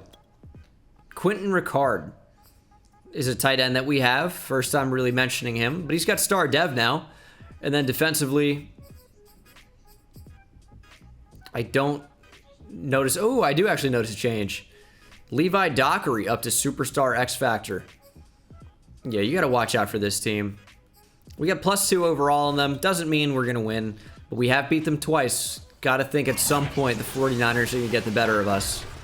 And we are down for the first time, I think, ever to the Niners. 14-3 now, 14-10. Their offense is rolling. We haven't seen this before. 24-10. We need our offense to wake up. Defense got to start playing better, too. It's a touchdown game. I think we had the football. We forced a turnover, got the football back somehow. We're jumping in on offense. I'm known for my gameplay ability. Don't look that up if you haven't seen Lions franchise yet. I'm great. That's how you make a play. That's how you make a play. And do we go for 2 if we score? I mean, we got 99 speed, too. I'm just worried about that strong safety being a superstar. We got him. We cooked him. We cooked him. That's 99 speed. Holcomb touchdown. Might only have 98, but you get the point. That's 99 speed, 98 speed in action. It's a lot of speed either way. You know, we'll put a little bit of pressure on the defense here. We're going to try and go for 2. Also, this is going to light a fire under us if we don't make it. We're going to roll out. It's just wide open. We have escape artist on Adams who has 90+ speed. Are you kidding me? Jared Adams, easiest 2-point conversion of all time. Never in doubt. Somebody get after... Oh my goodness. He's just going to fling it like that. Trey Lance already trying to push the football down the field, but we need to get after Trey Lance. We got a great D-line. Let's send some pressure. Let's make him think a little bit. Let's make him think. Favors, make a play. Good tackle. Open field tackles are going to be the difference in a lot of games. We got the lead. Defense just needs to come up strong. We're going to send pressure again. Devin Bush, like, isn't nearly as good as he looks with this superstar. Dev, he's just, you know, regressed a little bit. Open field tackle. He's going to get the first. Superstar X Factor for Trey Sermon as well. It's a quick throw. Big hit, Devin Bush. We sat down right on it. Recovered by Devin Bush. And that could be the Super Bowl. Threw right over the middle. Got popped. Competitive mode, too, as you can see in the top left. That's crazy. We just got that fumble like that. We love to see it. Look at the patience. We're not trying to do anything crazy on the run here. We're just trying to chew up the clock, win a Super Bowl. It's a 2-minute warning. I almost think there's no way that anyone keeps up with a 98 speed drag from Holcomb. But it's not the open receiver. Oh my goodness. Should we have bullet passed that or something? I feel like that was wide open. And I mean, the deep quarter got back into that to play that. Damn. I mean, I thought we had a touchdown for sure. Same position. I mean, should we have even just taken the points there? Or should we have gone for it? I think it was the right call. Because we make it so a field goal from San Francisco doesn't win the game. It was the right call. It was the right call. Didn't waste as much time as I would have liked. But that's okay. Our defense is the strong point of this team, arguably, so I'm okay with letting a team try and score on us. It's probably not going to happen. Although, based on, you know, the all-Madden CPU, it certainly could happen.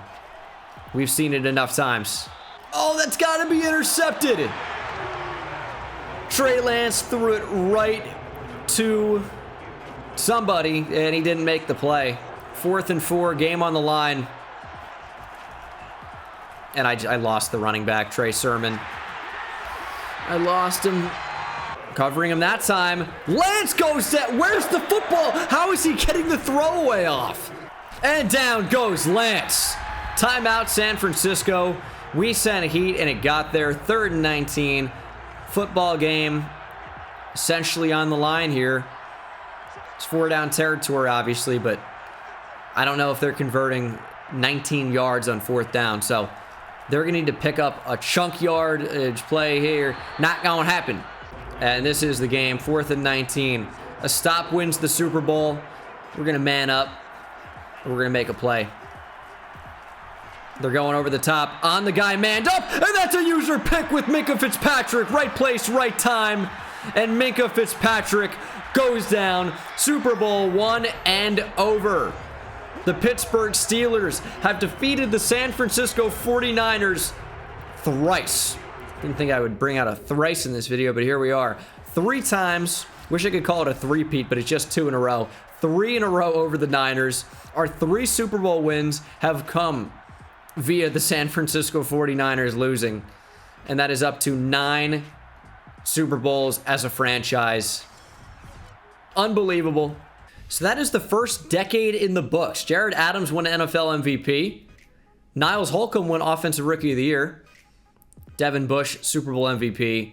And the Steelers are your Super Bowl champions for a 9th time. So we have $122 million available salary cap, which is bad news. The reason why that's bad news is this. We have a lot of players to re-sign. TJ Watt's going to have to go. He's 36 years old, TJ. Hang him up. Max Sims wants so much money, it's kind of ridiculous. He's a really good player. I feel like we haven't, I say we, it's me. I haven't given enough credit to him being, you know, a 99 overall player for a long time now. He's going to get franchise tagged. Najee's 33. I think a 2-year deal for him is fine. He's going to test free agency as well. Does anyone want to stay after we win a Super Bowl twice in a row? Does anyone want that? Levi Dockery does. Okay. Hickory Dickory, I don't know, whatever. Boo Boo Schuster's going to be heading to free agency too. James Gooden. That could be our franchise running back. He's not that expensive. James Gooden is back. So we got Presley Harvin back, 7-year deal for a punter. Why not?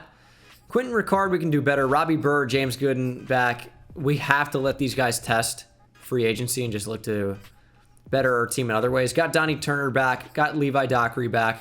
We're going to franchise tag Max Sims.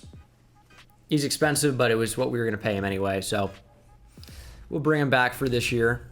Damn, Minka's at 84. I guess this is what happens. Guys get older, they get bad. Peter Brewer. Ooh, what's our right tackle situation? It's fine. He looks good, though. Alejandro Aguayo. I am in. So we got Najee back. We got Alejandro Aguayo. We got Eric Kendricks. That's not who that is. We got Greg Newsome, though. That's actually who that is. He's a tight end, 25 years old. What's his name? He looks like an Eric. I'll give him that. Everett. Oh, jeez. All right, well, we already made our decision, I guess. But he looks good enough. 83 overall, 25 years old. It's pretty good. Our offense is going to stay good. We got Najee back. And Alejandro Aguayo, that's a good third receiver for a 26-year-old guy. We like that. Saunders is getting worse. He's 30, which means he's at the end of his career in this game. He'll never be good again. And I know what you're thinking, Bengal. Hey, you remember that guy Jerry Rice? I go, yeah. I remember him with the Raiders. I'm not that old, but Jerry Rice had like his best career season at 31. Not even 31. He had his best career season at age 33. Put up 1,800 yards with the 49ers. 1,800 yards. 115 yards per game. This dude, Jerry Rice, from age 31 to 33, that 3-year window, led the league in receiving yards per game and receiving yards all 3 times. Led the league in touchdowns as a 31-year-old. Dude, Devin Saunders at 33. This guy stinks. Also, by the way, no shot. Zach Reddick, who the CPU drafted, has had superstar development. But he's at such a low overall, I don't know if he's even worth having. You know, he probably is, but is he worth starting? That's a total different issue. And Devin Bush is super old. This is another guy I want to talk about. Tyrone Bruce is the best safety I've ever seen in the draft. He's wearing 17, which bothers me greatly. So much so I actually am going to change it. The quarterback wearing 7 for Big Ben, I'm cool with that because I know it makes some of you mad and that makes me laugh. But 17 at safety really frustrates me. We're going to give him number 30. But yeah, he's been a 99 overall for like, I feel like a while now, right? He's really, really good. So, film study, I don't know if it does anything. He's just been amazing for some time now. 96 speed, 97 zone coverage. He's just a beast. Best safety I've ever seen, and he's lived up to it. Glenn Nash is near a 99 overall. He's only 27. Favors from the same draft class, 26 years old, 97 overall. He's also just a monster. We have seen some really, really, really good players in this rebuild. Got Greg Newsome, short-term contract. We need to address Mike linebacker, even outside linebacker too, really. And then we might be fine. I might just start Reddick there. A little bit of a project player, but he's good. Corners in need, offensively, best O-lineman available, and maybe running back. Maybe. Once again, the last pick in the first round. We should have some ammo to move up if I want to, though. And none of these players at the top of the board are really standing out to me. Which is, that's okay. It means we don't have to move up the board. Oh, Marcus Kilgore.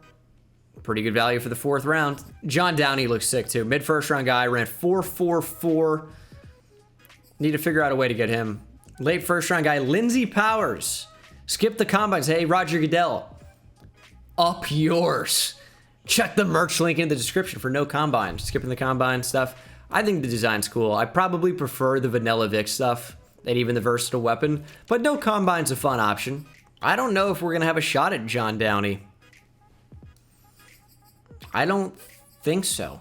We're going to have to move up if we want a shot, but he's the best player for a while. Yeah, let's do it. All right, trading number 32, a 2 this year, so number 64, and a 2 next year to move up to 13. I'm trying to save some of the picks in the 3rd round because there's some decent players there. I don't know if they're going to still be available. it is what it is. SOCKS, which is just, it basically it is what it is in Spanish. Also sucks, if you spelled it out. John Downey is the pick, 75 overall, star or better development. Love the pick, 91 speed, 87 tackle, nice block shed. Good pursuit. Yeah, just a really, really good player. Crazy fast. And probably will be good to start at middle linebacker, take over for Devin Bush within the year. There goes Marcus Kilgore. 75 overall, strong safety. Would I have looked at him? Was he on the board? Had to have been, right? Had to have been. We're going to take Lindsey Powers here. 74 overall, star, better development. He's not way younger than the tight end we currently have, but skip the combine. Hey, did I ever mention my merch link in the description? Teespring? I don't know if I did. This is a bit, by the way. I'm very aware that I mentioned it. 84s for a lot of different things, and a lot is 3 to me. And yeah, I really mean a lot. Is 3 a lot? We're going to go ahead and trade this pick. We got another player named Heath. The dynasty is going to begin again. There's never been a clearer sign. Devin Bush is down to a 76 overall without morale. Oh, it's just time to move on. It's just time to move on. Downey's going to start. Devin Bush is relegated to linebacker 3s. 33. I feel like regressions hit especially hard in this rebuild for everybody. It's almost like you got tuned up a little bit. Because Devin Bush is bad. He's really, really bad now. What's his contract? Can I just I'm not going to cut him, I guess, mid-season. We have the money. Yeah, final year. He had a good run. And we'll simulate to the playoffs. Should be a playoff team. What am I doing at right end? That is a good question, actually. Oh, yeah, Reddick. I want Zach Reddick to start. Do we start him at... Yeah, let's move him to right end. 14-3, another playoff season. Looks like we have a first-round bye finally, though. And let's see here. Jared Adams had another really good year. 47 touchdowns, led the NFL as we had the second best offense. 5,000 yards, only 6 interceptions. Really, really good numbers. How old is he? Is he even 30 yet? It's going to be close. He might be 30. Yeah, he's 30 on the nose. He's just going to be great for a while. That's what that is. Najee was less involved, but still, very good, averaging nearly 5 yards per carry, 14 TDs. Niles Holcomb is just a monster from the slot. They're going to name it to Niles per hour. That's how fast he goes. I don't know. 1,600 yards. He's looking real good. Still not 99 speed, though. 15 TDs. Everett Kendricks was excellent. So, good for him. Devin Saunders did pretty well. Defensively, Tashawn Tompkins led our team in tackles with 126. Also had 6 for loss. 19 for Glenn Nash, who also had 16 sacks. 11.5 for Deacon Favors. 10.5 for Levi Dockery. Zach Reddick is just still not good enough yet. We need to do better than him, but right now he's fine. He's a fine player. Nothing special, but fine. Bunch of interceptions for the whole team. A lot of guys had 2. Max Sims led the way with 3. I'd love to see superstar dev for... Oh, we drafted a tight end too, but for the middle linebacker, really. Tight end, of course, has star. Niles Holcomb is my receiver 3, but he's killing it from there because he's in the slot. And he does have superstar dev. John Downey. Yeah, that's a really, really, really good replacement for Devin Bush. 91 speed, 94 tackle already. Playing up to it, but yeah, he's going to be so good. Devin Bush, yeah, disappointing with him really, but not surprised. And Reddick, I forgot to change him to starting right end. That's why he didn't play as much as he should have. He was my rush D tackle, though. I remember to change him to rush D tackle. So he was still on the field a lot, just not nearly as much as he should have been as my starting right end. Big mistake there. We lost probably, I think it would count half a year of development. A little bit disappointing, but not the end of the world, I suppose. See if we can beat the Chargers. We are just 3 wins away from another Super Bowl championship. There's one. This one's to make it back to the Super Bowl. Can we beat the Jaguars? I mean, we really should be able to, but those are the ones that always worry me the most. And yeah, we lost. The Jags are playing nobody in the Super Bowl, and that's because it is a relocation team. We're going to find out who that is in a minute, maybe. Actually, we won't, unless they win the Super Bowl. They got trounced. The Jags won 41-7. We're not going to know who it is because the logo is not popping up. So I have no idea who that is. It's a relocation team, but I have no clue. Jared Adams won MVP and Offensive Player of the Year. He's killing it. Just not going to win our 4th Super Bowl of the video. A little disappointing. Oh, Jimmy Stewart? It's an old-timey reference. Got to bring back some of these guys, although a lot are going to end up walking. I think this is a good time to simulate another 2 years probably. So I do want to bring back Max Sims. 4 years? I can do 4 years. It's really not that expensive. He's going to continue to regress. He's going to test free agency. Why? Why? He just wants to be out of Pittsburgh. Minka's 35. He's got to go. Kyle Alexander is still pretty good. I can't pay him like that. He's not like a pass rusher. I'm not going to pay him like a pass rusher. Just not going to happen. Peter Johnston we can probably hold on to, though. Devin Saunders is probably going to have to walk as well. Let's franchise tag Max Sims, and then we'll do free agency, the draft, and we're going to let the computer take over. Is Niles Holcomb Superstar X Factor now? He is. Yeah, I don't regret taking him at all. He is clearly very solid. I bet he'd be good as a running back as well with that speed. Is he really agile? Nah, you know what? He doesn't really have the running back stats or attributes. Christian Tate. 94 overall, superstar corner. Myles Garrett is in here, but he's super old. Christian Tate's got to get a deal. At least an offer. He's kind of expensive, but he's still good. 3-year deal. Because we might end up losing our current CB stud.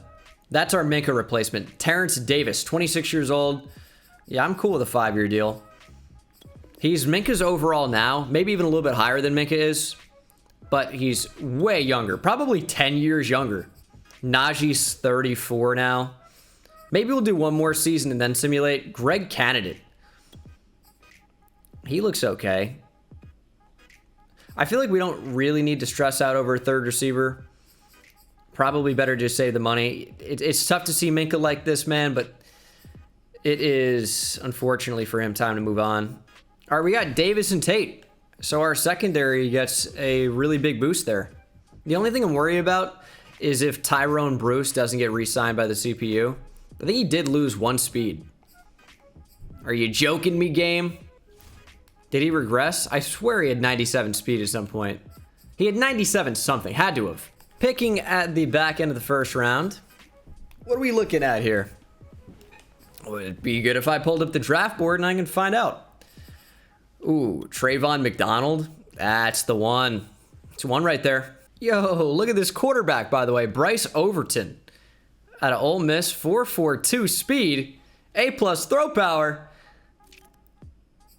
Where's he in the draft? Where even is this dude? 31?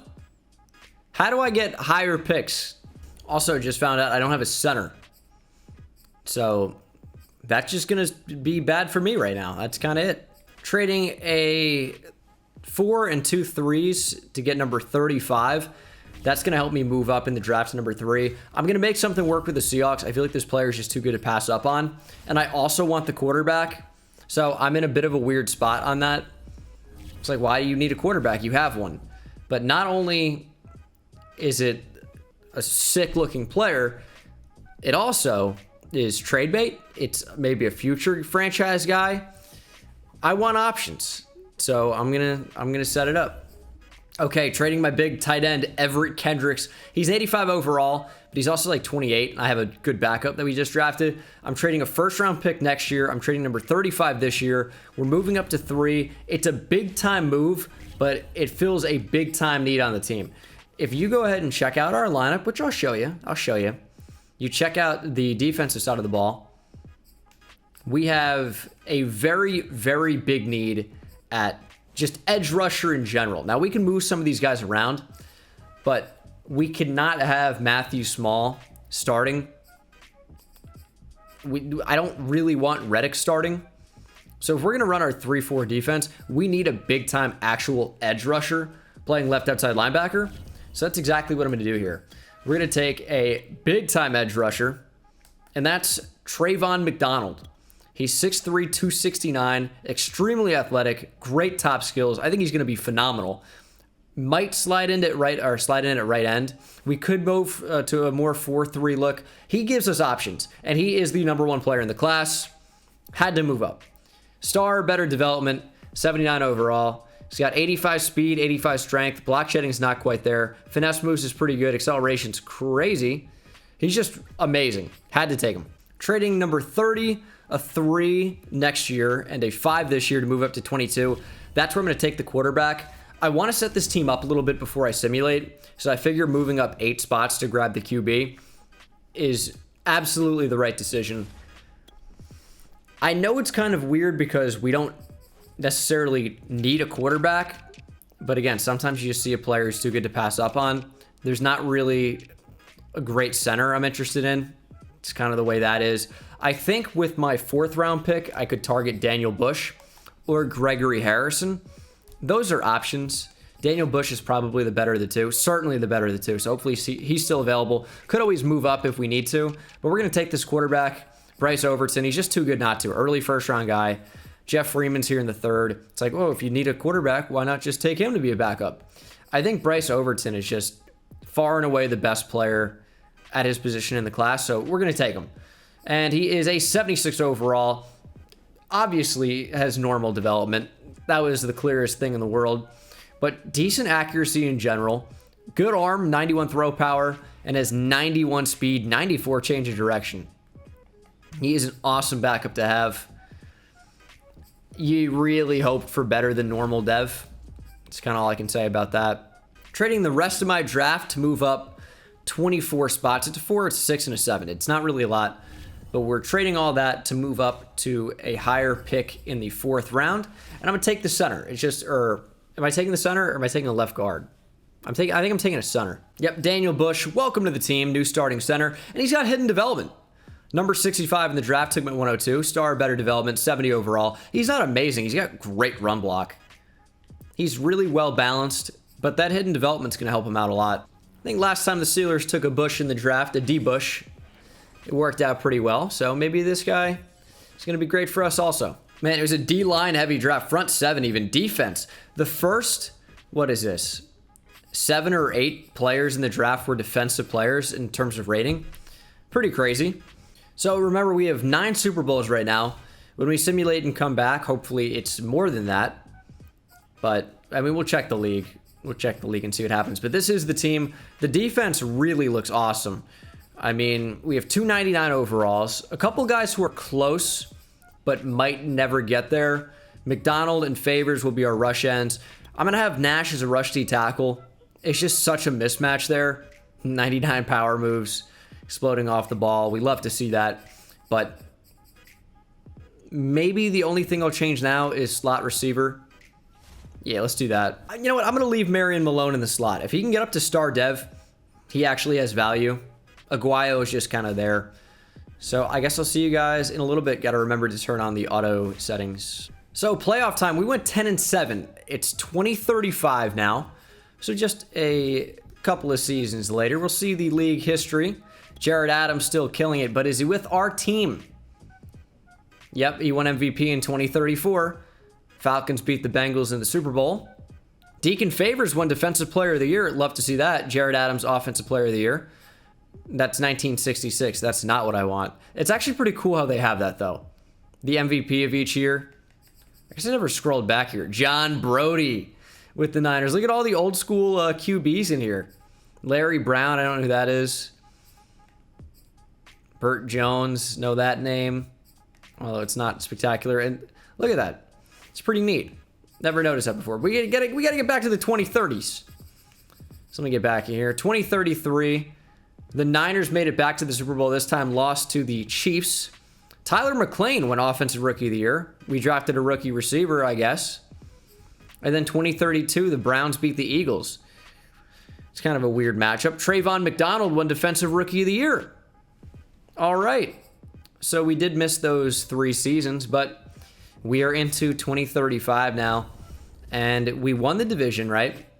No, we finished second, 10-7. 3 teams went 10-7. Everybody's 10-7. Let's go ahead and look at the team, see where we are here. As, what can we say here? We have Adams. He's 34 now. He has regressed just a little bit. Just a little bit. But he's still crushing it. He's made his 10th Pro Bowl. Oh my. Accuracy is still crazy. Holcomb is a 98 overall. He's 28, so he's not regressing yet. He's up to 99 speed, finally. Good for Niles Holcomb. And there's McLean. Tyler McLean. He's already up to an 86 overall. Really an 84 overall. Slot type. It's pretty good. 96 catching, I think I saw. O-line's pretty good. Bush is up to an 85. 87 with morale, of course. Power's up to an 88. O-line's looking great. And look at Gooden. James Gooden is a full-time starter, is now up to a 92 overall. Superstar development. Now, he is getting a little bit older, so at some point, we are going to have to look past him even. I know it feels like it went from, you know, Najee Harris straight to we got to replace James Gooden, but hey, that's the nature of the running back position. Kind of is what it is. Could use some running back depth for sure. Overton, we're going to have to make a tough decision on whether we bring him back or not. I think for the right price, we absolutely do. He looks really, really good. Like, this is the type of guy you'd love to use in Madden, but for simulation, I don't really know. We still have Adams. Jared Adams is just great. And look at this team. Trayvon McDonald is up to Superstar X Factor. He may have been drafted as an X Factor player. That's something I wish we could tell. If we could find out, but there's really no way to find that out, unfortunately. But clearly, a great player. We know he won Defensive Rookie of the Year. We know he's a monster. Nash is still a 99 overall. Downey's up to Superstar X Factor. He's awesome, only 26 years old. And the big thing, we have Favors here. Deacon Favors up to Superstar X Factor as well. He's definitely had a very, very good career. Let's go ahead and check out his stats. Deacon Favors here. 21 sacks in 2034. That's how he got Superstar X Factor. I mean, look at this. From 2028 to 2035, only double-digit sack seasons. Deacon Favors clearly is a different type of animal. And then defensively, we still got Bruce laying around here. Tyrone Bruce, 31. Love to see that he's still on the team. Back up to 97 speed, although the zone coverage, I think, has dropped off quite a lot. But Tyrone Bruce is still killing it. Reddick is up to an 86 overall. You know, I always kind of wanted to move to a 4-3 with his team. Never ended up doing it. We do need corner pretty badly. I mean, Glenn Nash is also just ridiculously good. What are his seasons looking like? I mean, he's been really good too. He's had some down years, but lifetime Pittsburgh Steeler from 2026 to 2035, and he seems to only be getting better as he gets older, which is really nice to see. It's just really that a cornerback is, I think, the big issue on this team. We do have Jared Presley here. He's 34. That's not great. We need corners. You guys know I love to draft corners. All my middle linebacker depth is completely gone. Just totally evaporated. Will Beatles is good. Star Dev rookie. But he doesn't play very much, I would imagine. Reddick as the rush Dude, what are we doing here? What are we doing? We have McDonald as a sub linebacker. What's happening? Why would he be playing this role? He's got 96 finesse moves. Oh, what a waste. What a waste. 5.5 sacks. He's probably had Superstar X Factor the entire time. Oh, that just shouldn't be the case, dude. We need to have him as a rush end, and we need to have Nash as a rush T tackle. Why are they not doing that? Also, Deacon Favors has Zone Hawk as a Superstar X Factor ability. He's a pass rusher. Let me know in the comments, who's been your favorite player so far to watch grow? Like, Nash, I feel like, has been the most casual 99 of all time. Deacon Favors has been awesome. I mean, Tyrone Bruce has been something else. But it's not like he's ever led the league in picks as far as I've been able to tell. Which, I mean, I guess they don't really do that in simulation too much. His numbers haven't been anything crazy. I wish that safeties, especially like 99 overall safeties, could get more interceptions in simulation. It's pretty upsetting that they can't. It even looked like someone, like, obviously Jared Adams has been amazing. But Niles Holcomb just kind of came in midway and obviously has been awesome. I mean, he's a guy who's posting pretty much double-digit touchdowns every year. Over 1,000 yards easily every year. When he's in the slot, I mean, 1,500 yards. He's kind of had a crazy career so far. But also, I mean, first of all, we should probably slap the C on Jared Adams. He's been like one of the best quarterbacks of all time, probably, I think you can say. I mean, how many seasons of 5,000 yards? 1, 2, 3, 4, 5, 6, 7, 40 plus touchdowns. I mean, more than you can count. I can count to 15 probably, so maybe as many as I can count. I don't know. If he plays for more years, I might have trouble counting that high.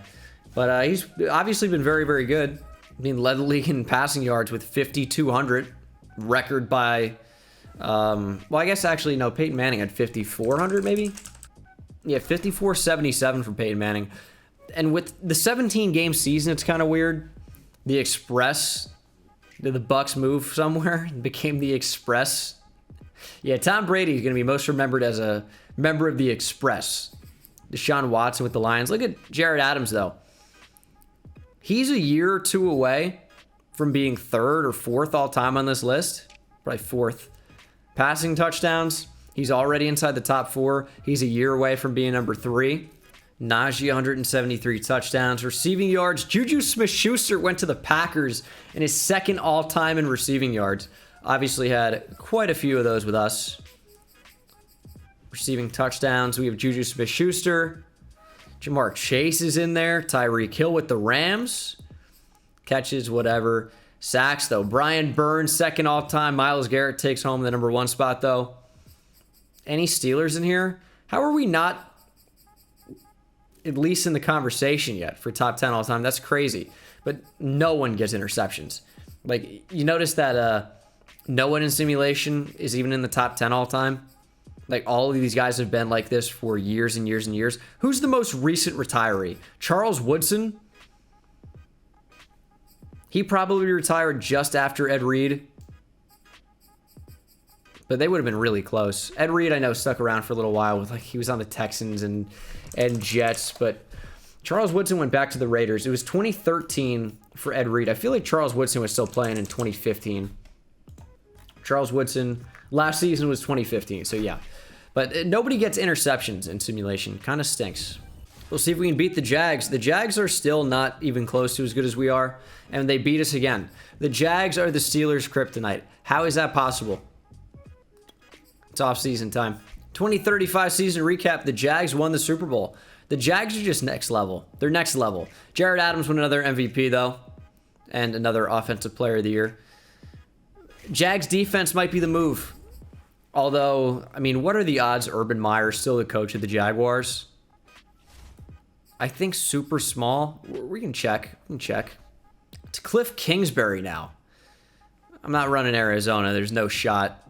We see that Tyler McLean got up to superstar dev. He's going to end up being really solid for us.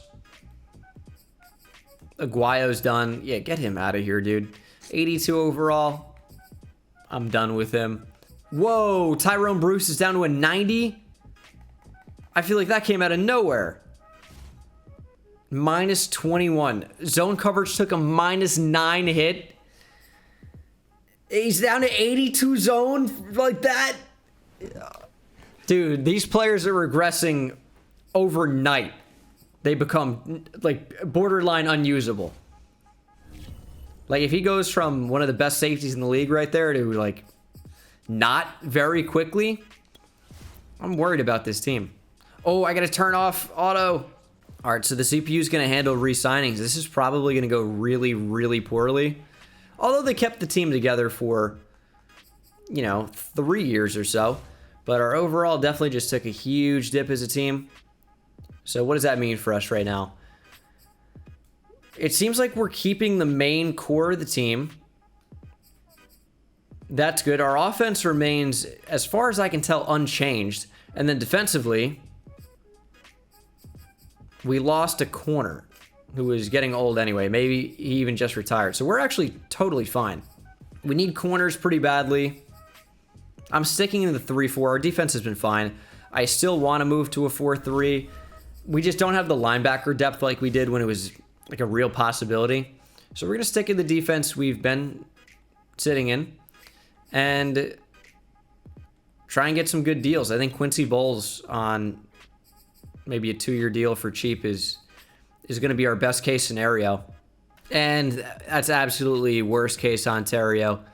Rejected our deal. I don't even know what we're going to do now. Presley Harvin's down to a 62. I mean, I guess we could use a better punter then, too. Go after Devin Terry. He's 31. But it's better than not having, like, an actual corner play there. He should sign pretty easily. It's going to be tough to keep this team together. We got Terry, and... oh, no, don't do that.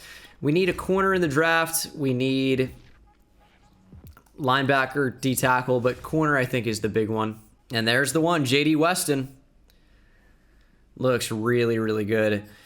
It's just a situation that we've been in a lot where it's like, how am I really going to trade up for that guy? It's going to be really, really tough. But J.D. Weston's got to be the guy if I can get in position. Bunch of good edge rushers, too. It's just not what we need right now. Like, Damon Choice looks very, very good. We just do not need that right now. That's the one, though. LaMichael Downing in the 4th? Yep, that's the one. He's just going to be way too good to pass up on. So we have to keep our 3rd-round pick to draft him 100%. But I really would like to move up for that corner. You know what it's going to take? It's going to take... oh, if he goes number 1, I'm going to be so sad. Seahawks, please take the quarterback. All right. It's going to take trading the quarterback we drafted. But this is why we did that. For a moment, just like this. And the quarterback's gone. What? I can't believe the CPU let my guy go. Devastating. We are trading number 22, number 54, and a second next year to move up to number 2. It's a long way to go up for a corner. For anybody, really. But moving up 20 spots, in my opinion, is the correct decision when J.D. Weston is available. We need corner really, really badly. He seems to be everything we need, and he is the number 1 player in the class. 80 overall, star better development. Instantly the best corner on our team. Great zone coverage, surprisingly. 94 speed is better than what I expected. He is amazing. Little bit worried, like the slightest bit worried that my player was going to go before the pick here in the 3rd round. Hoping still available, and he is. LaMichael Downing, just one of those guys that's way too good to pass up on. Amazing combine, amazing top skills, available in the 4th round. I mean, easy. Number 7 in the class, took at 86. Star, better development. You're not going to find better value than this, really, ever. 86 speed, 79 finesse moves. Good tackle. Acceleration's pretty good, too. You know, it's not all bad here in the 4th round. There are a couple of good players. Can I get my draft board, please? So there's Jeremy Ballantyne, mid-3rd round linebacker. Like the way he looks, though, a little slow. There's Will Hillman, another late 3rd rounder, another just not great athlete who's technically pretty good. And then there's DeAndre Bradham, who's pretty good athlete. Top skills aren't great. We do need help at corner. Probably get him later. Let's go Jeremy Ballantyne. Ooh, hidden dev. 83 speed really isn't too bad, I guess. Can't cover anybody. But I like that. I would say that this draft so far has been an overwhelming success. Will Hillman available. The corner's gone, surprisingly. That will be my last pick. It's a good value. Again, he's just not a good athlete. But the technical ability is there. So let's see the rest of the draft here. Did we get the best player by a mile, or was it fairly balanced? Okay, well, Bears did pretty well. 278 overall draft picks. Damon Choice, as expected, was very, very solid. I mean, I even feel like Jared Adams just took quite a hit. Down to a 93 overall. Yeah, huge regression after winning MVP. I feel like this is the first rebuild in a while I've really noticed regression just killing you. And Ballantyne's actually going to start. Man, we really needed a middle linebacker, huh? I wish there was some way to get Downing on the field, and there is. We're going to move Zach Reddick. We're going to move him to D tackle. And we're going to move the end we just drafted to end. You know, Deacon Favors actually has 84 zone coverage. How did that happen? Where's the corner I just drafted? Is it J.D. Weston? I guess I have the ability to reveal a dev trait because I've maxed out the coaching, whatever. So J.D. Weston just has superstar dev as a rookie. We know it right away. Do I like that, or do I not like that more? Obviously, I like the development trait, but would I rather be surprised? You know, I don't know. I guess I didn't know what it was when I drafted him, but am I really surprised? I feel like I like seeing it at the end of the year more, which I guess I could just not buy it next time, but I have it on auto. So I didn't buy it really. The CPU did. So this is the team. It's a pretty good team. It's not the best team of all time. It's not the worst team. We do have some growing to do. That's a nice way to say the team sucks, huh? But it doesn't suck. It's just, it's not as good as we've seen it in the past at times. We're going to simulate to the end of the season, though, and hopefully we are in line for not only a playoff berth, but a first-round bye. 13-4, and in the wild card. Okay. And this Mitchell Baker character threw for 5,400 yards. Don't recognize any of the running backs because they don't exist. Everyone at this point doesn't exist anymore. Or isn't real is the better way to say that. Shamir Lowe, his name I've seen before, has 8 interceptions. I wonder what year he was drafted in. I mean, great year from Jared Adams, led the league in touchdowns again. And second in passing yards. Crazy year, did throw 18 picks. James Gooden was still pretty good in. Tyler McLean, 1,400 yards, 13 touchdowns. Niles Holcomb is up to a 99 overall. Still just an excellent player. Great numbers as well. Defensively, John Downey, 140 tackles, 4 for loss, 2 sacks, 4 picks. Unreal year. Deacon Favors had 20 tackles for loss and 13 sacks. Also phenomenal. 16 sacks for Trayvon McDonald. Oh, man, it's a wonder how well he performs when he's in his actual role. What do you know? Not that some of these are going to activate, but yeah, amazing. You wouldn't figure that an edge rusher would get sacks. 14 for Nash. Zach Reddick had 10. LaMichael Downing as a rookie has star dev. Didn't do too badly. He's not the every down guy, so I would say those are actually pretty good numbers. And then interceptions, 4 for John Downey led the way. I want to know a couple things. I want to know the schemes of all the interceptions. Shamir Lowe had 8. 8 is a lot. So,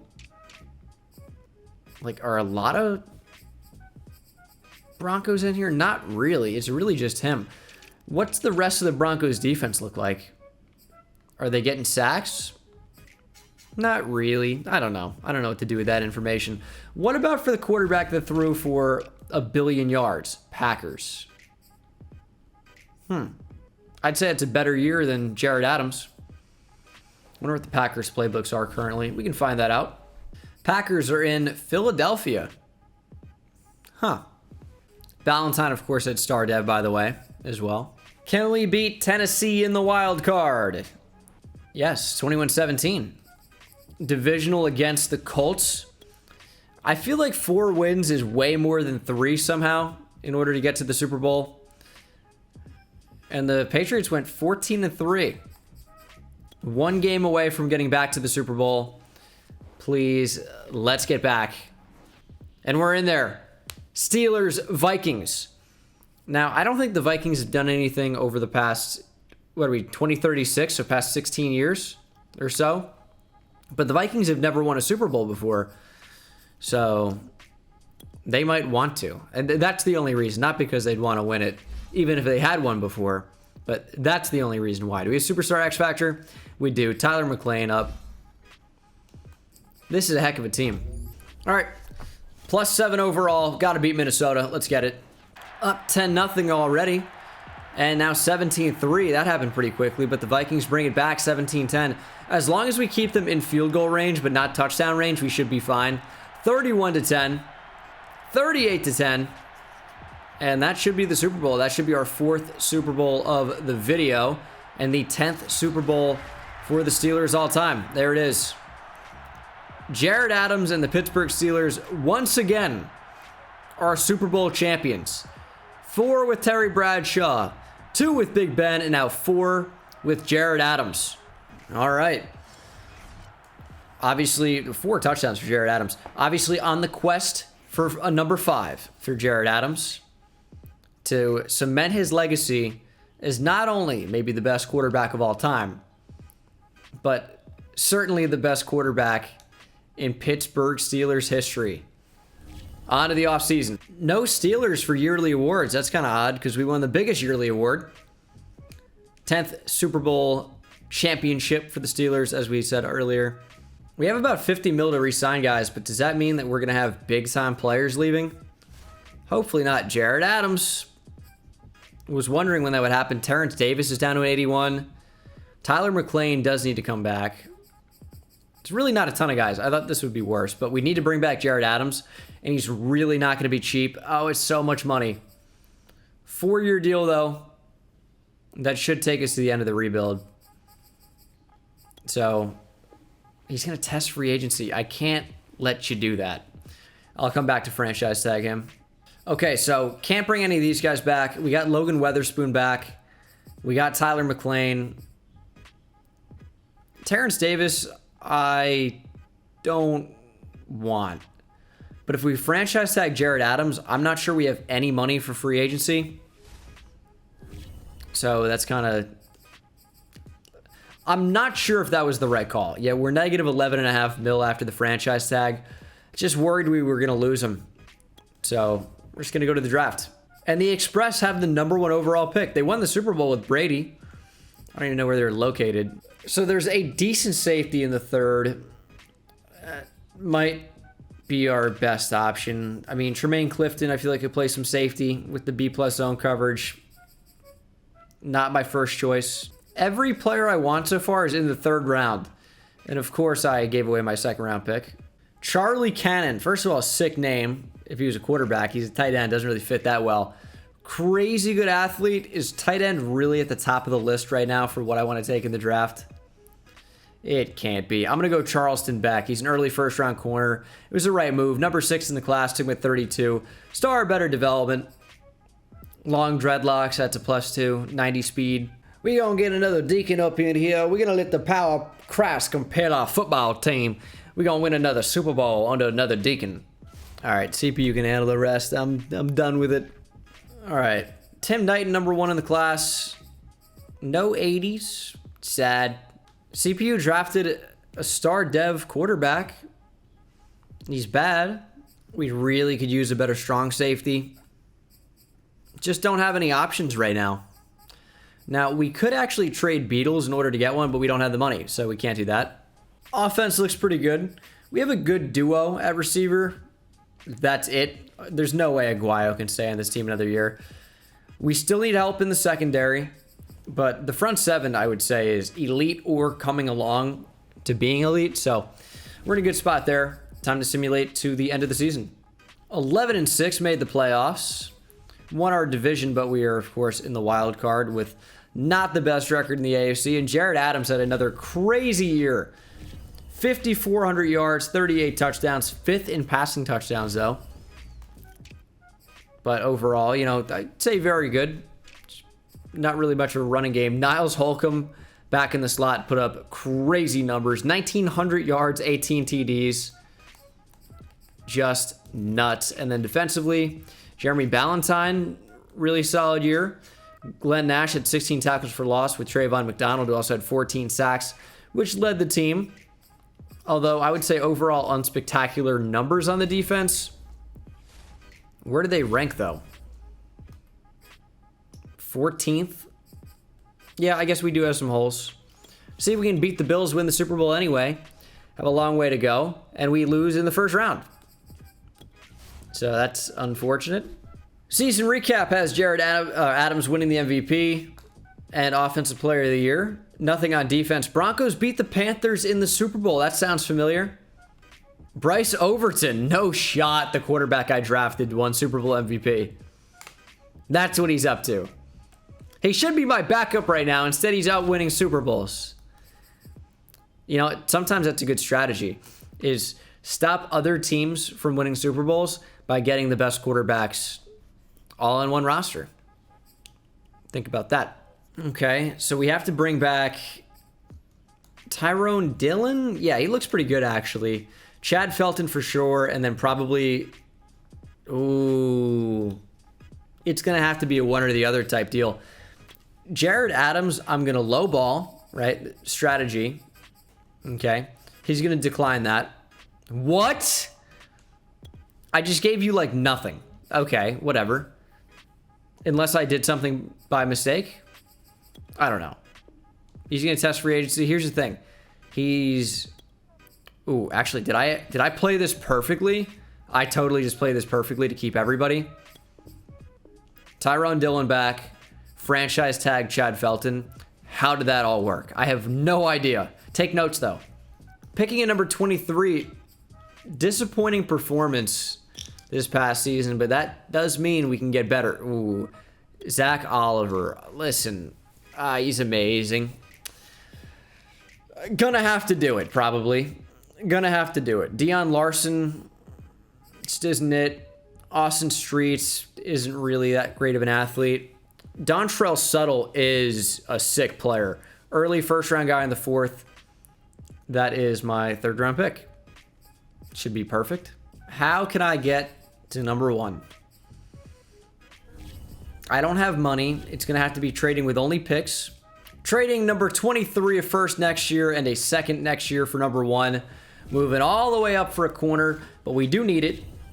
Do need a corner. We do need that position pretty badly. And Zach Oliver looks to be a tremendous option, so he's going to have to be the one. 80 overall, number 1 in the class. Took him at number 1 overall. Saw better development. Decent speed. Coverage is good, too. Like everything about that. I mean, can we get both of the guys I want? I think I should be able to. Let's go Pat Ash here. He's Ash. All right, the safety should be available. Should be. I'm going to be devastated. Thank God. Dontrell Suttle, early first-round safety, 5'9", 218. He is 23. Crazy good athlete, crazy good player. 78 overall, number 4 in the class, took him at 87. And just like that, our secondary is revamped. So we got the number 1 player, obviously. Ooh, there was another 80, Emmanuel Jeffries, running back. And then we had 4th guy, Franklin Orr, another running back. We do kind of need running back, but not enough to take one in the first round, at least not right now. Damn, Deacon Favors is down to an 86. I feel like it happens so quickly. He is 33, but something ain't right. It ain't right. Yeah, it's pretty disappointing. I mean, even Tyrone Bruce down to 87. Also, shouldn't we get his development trait revealed? Do I have to buy that every year? Or Subtle? I guess you do have to buy it once per year. We went 9-8 and missed the playoffs. How did that even happen? Our offense dropped to 9th. I mean, Jared Adams was as good as ever. 5,100 yards, 48 touchdowns, 14 picks. It's the lack of a running back that I really feel like is hurting our team right now. Holcomb had 17 TDs. Tyler McLean had 1,700 yards. What a combo. And then defensively, I mean, our linebackers are all over the place. 16 sacks for Trayvon McDonald to go with his tackles for loss. 10 for Glenn Nash. Interceptions, not getting a ton, I suppose. We really just need a running back. I cannot believe we just missed the playoffs. I mean, that's the last thing I expected. 4th in the division. I mean, that is something else. 2038 season recap. Jared Adams wins another MVP and another Offensive Player of the Year as the Broncos win another Super Bowl under Bryce Overton. Trayvon McDonald wins Defensive Player of the Year. Love that. We have so much money, and it's because we have so many players to re-sign, I imagine. It's really not as many as I thought, once again. Deacon Favors, he's had a great career as a Pittsburgh Steeler. However, it's time to send him off. He doesn't do what he's supposed to do well anymore. 74 and 75 power and finesse moves. Hate to see these guys go, but they have to. Am I really just going to let everybody go? Lindsey Powers we can keep for a bit. Zach Reddick's not that great. Jared Adams is down to an 86 despite winning another MVP. I mean, Glenn Nash hasn't really regressed very much. He's expensive, but we'll bring him back for a few years if we can. And he wants to play for a new team. We are just going to lose everybody. Niles Holcomb going to leave too. I mean, you got to be kidding me on some of these guys. Daniel Bush is back. I mean, we got the 2 offensive linemen. And that's it. I mean, Jared Adams is still so expensive. We have the money, though. We just have to give it to him. He's going to test free agency. Oh, my. Can't franchise tag him. Who do I want to franchise tag? It's going to be Glenn Nash, maybe? Yep. All right, Glenn Nash, and then we'll see what we can do in free agency. A lot of money just freed up, but the team is super bad. So no quarterback. No receiver 2, I guess, now. No right tackle, no left guard, no tight end, no running back. And then defensively, defense really still looks good. Could use an outside linebacker. Downing is up to superstar dev. So we love that. We're really still fine on the edge. And then at corner, Oliver at superstar dev. Corners are fine. Subtle with star. Tyrone Bruce retired. Downey's up to a superstar X Factor, 99 overall now. He had superstar X Factor. But we have a lot of positions to replace. So the most I can offer Adams is 106 points. We are not going to get him. So we can't bring back the quarterback that has brought us so much success. But here's Trevor Lawrence available, who's older and better somehow still. A lot of rejected contracts. Adams, Holcomb rejected as well. Niles Holcomb. Safety we went after. We did get an outside linebacker. He's got normal dev. He's like 25. He's decent, but it's not what we really needed. We're in a rough spot. We didn't get the guys we needed to get in free agency. Well, we did now. We had a lot of guys. But I hate to say it because they're good people. They're good, hard-working folk. As we get Trevor Lawrence. The team has just gone downhill considerably. It all happened so quickly. I don't know where it came from, but it hit us like a tidal wave. We have no running back. Receivers really rough. What can I say? Our offensive line is still good. Like, we got Tremaine Hart. He's an old guy. The front seven's still good. Brought Zach Reddick back. Trayvon McDonald's a 99 overall. Suttle's getting better. We still have a lot of players getting better. We just need receiver, running back. We don't have all the picks I want. We're in an interesting spot. We don't pick until the 3rd round. Great time to need that. Great time to have no picks. Like, we went all in on, moving up in the draft, and we just got lucky. Michael Whitaker is actually going to fill a big need. Bart Toon is also great too. We might just take 2 running backs. But we went all in on trading up for guys that I thought would, finalize the team. But, they ended up, in some cases at least, they ended up, leaving the team and we just had more holes than we could fill. Michael Whitaker's number 17, took him at 80. Hopefully he's the backup running back to the next running back that I take. That hopefully has star dev. A lot of hopes going on. And he's gone. Wasn't supposed to go for another round, but that's the game, right? I can't wait to see the great players he missed out on. There was an 80. Isaiah Garner, safety. I mean, he's really good, obviously, but this class wasn't anything special, I guess. We're going to go out and make a move for a running back. Receiving core is interesting. I wish there was someone I could trade on this defense. But to me, I just feel like there's really not. Maybe this rookie Lamar Bingham, the odds of him having a development trade above star, I feel like are pretty low. But is there going to be any team interested in him? Probably not. All right, that quarterback that we had on our team was star dev. Now suddenly has value because we can trade him. Still on the team, he's bad, but the Express have green interest in him. So we can pretty much take our pick And what do we want? Titus Brock? That's the one. 24-year-old receiver, and we need a receiver? Yeah, we can make this happen. Trading Hoffman a second next year and a fourth this year for Brock, you know, the 86 overall receiver. I feel like that is certainly a big up. And he's got superstar dev. He's already happy to be on the team. He's going to play up to an 88 overall. Titus Brock, very, very good addition. Oh, I'm stoked about that.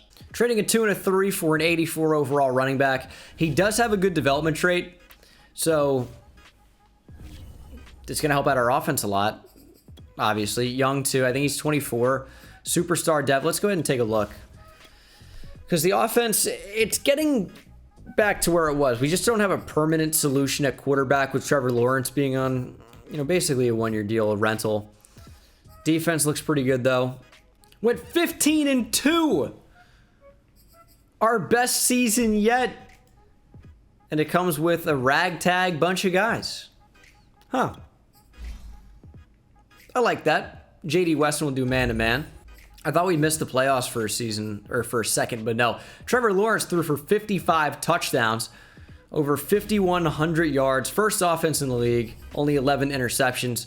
Rushing, the emergence of a good running back is a game changer. He's up to a 91 overall with morale. Insane year in terms of development, but, you know, good year overall. Receiving, Titus Brock, 15 touchdowns, over 1,200 yards, over 1,100 for Lindsey Powers, the tight end. 10 touchdowns for McLean, 11 for... We got two guys named McLean on this team? And I didn't even notice? All right. Cool. Tackles for loss, 21 for Glenn Nash. Also had 11.5 sacks, led the way. 11 for Trayvon McDonald. 10 for LaMichael Downing. 7.5 for Melvin Campbell, who we signed in free agency. And then 5 picks for John Downey, led the way. Tremaine Hart with 4.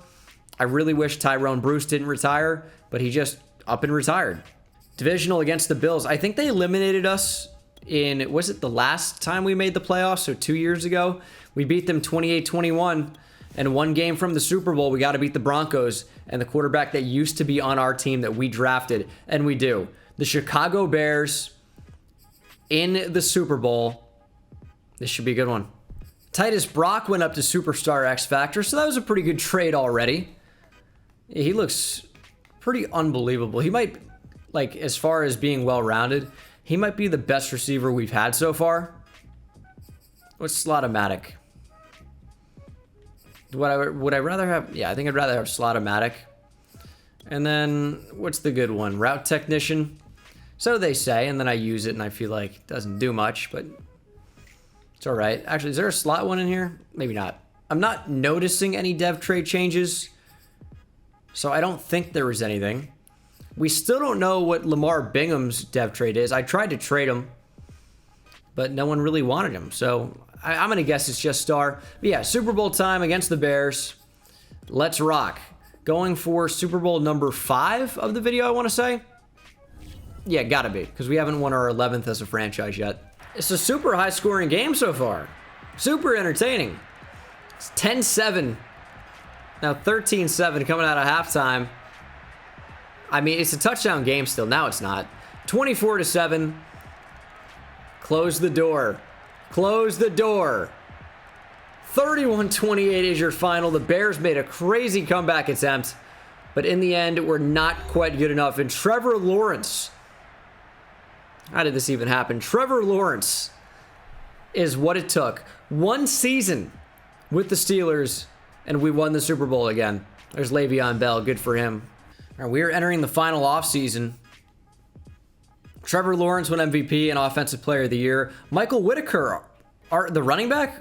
We had, backup running back. Won Offensive Rookie of the Year somehow. We won the Super Bowl.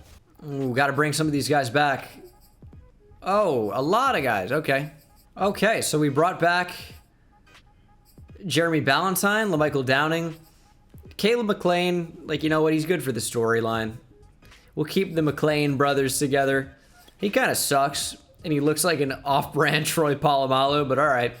Got LaMichael Downing, got John Downey, got Titus Brock. We're going to have to franchise tag JD Weston, and I'll keep Trevor Lawrence because we don't have any other option. He's 40. And Trevor Lawrence is back. We're going to franchise tag J.D. Weston and go into our final draft. We're going to skip free agency. What do I want to draft? Maybe... the offense, I feel like, is good. Defensively, star dev for Bingham. My guy, Nash, retired. So it's going to be edge rusher, I think. Garrison Baber. That's the guy. Texas, hook 'em horns. How do I make that happen? Okay, a safety with B+ man coverage. That's odd. I'm intrigued. Oh, I'm not getting both of these guys. So I can forget about that. I am going to try and move up just because I think it'd be fun to end this draft with a bang. But we are not going to be able to get everyone that I want. There's no shot. I'm doing a lot of trades to move up. Doing everything I can, trying to navigate around having no salary cap space at the moment. Trading a 7, a 5, and a 6 to move up to get a number 4. I'm really trying to move up to this spot. I want there to be some way that I can get both players, the safety and the outside linebacker. There actually is not a scenario that's going to happen, unfortunately. I'd like there to be. It's just not going to happen. Safeties overall is an 82. He's so good. He's so good. All right, well, there was no way. Trading a 1 and a 1 for number 4. I wanted both players. I didn't have the ammunition to move up. Garrison Baber is also pretty sick, though. Number 2 in the class, to win number 4. Star, better development, 79 overall, 85 speed, 84 finesse moves. Yeah, he's really, really good. Just that safety, though, is so sick. Early first-round receiver just sitting in the 3rd. I mean, I got it, right? Just for the sake of taking the best player available? Yeah, it's got to happen. Joe Gibbons, welcome to the team. 76 overall, star, better development, ranked number 7, took him at 63. Great value, not much of a route runner. Everything else looks pretty good. Defense is looking very, very good overall. And then specialist, I think we just have to leave it as is. Baber is not going to start. And I think we'll just keep, everything else as is. This is the final season. Let's win a Super Bowl in 2040. Before 2021, let's get it done. We made the playoffs at 11-6. Trevor Lawrence, where are stats here? Trevor Lawrence had a very good year once again. Threw 49 touchdowns, of course, led the league. Very good year. I'm still surprised he's our quarterback. Brendan Mayo was good. Receiving, Tyler McLean from the slot did numbers. And then defensively, pretty good numbers as well. See 16 sacks for Trayvon McDonald, 10 for LaMichael Downing, and then 3 for John Downey for interceptions. Led the way. Trying to win a Super Bowl here in the final year. Final playoff stretch. Let's get back to the Super Bowl. Buffalo Bills beat us. All right, well, sucks to suck, I guess. I would say overall we were very successful. Won, 5 Super Bowls in this video? 5 in 20 years. I mean, that's good in real life. I don't think it's exceptional or anything in game. I think I'd probably... 7 would have made me a little bit more happy. 8 even would have been great. But you know what? Winning the Super Bowl a third, fourth amount of the time, in that range, not too bad. So that's going to do it for this video, guys. Thank you so much for watching. Hope you enjoyed. Hit that subscribe button. Make sure you're subscribed if you're not subscribed already. I'm saying subscribe a lot. And did I mention use code Bengal on SeatGeek? Save yourself $20 when you buy tickets for anything? Yeah, take it easy. It's insane, I hit it at the park, bend bones. See me high step to the end zone. My life like a game, Nintendo. Playing with the best, let them know. Get off the track, the train's coming through. Yeah, promise you get in my way, then you best believe I'ma just run over you. Yeah, Papa turn, taking it back to the house. Defense a joke, I'm laughing so loud. Speedbird's good.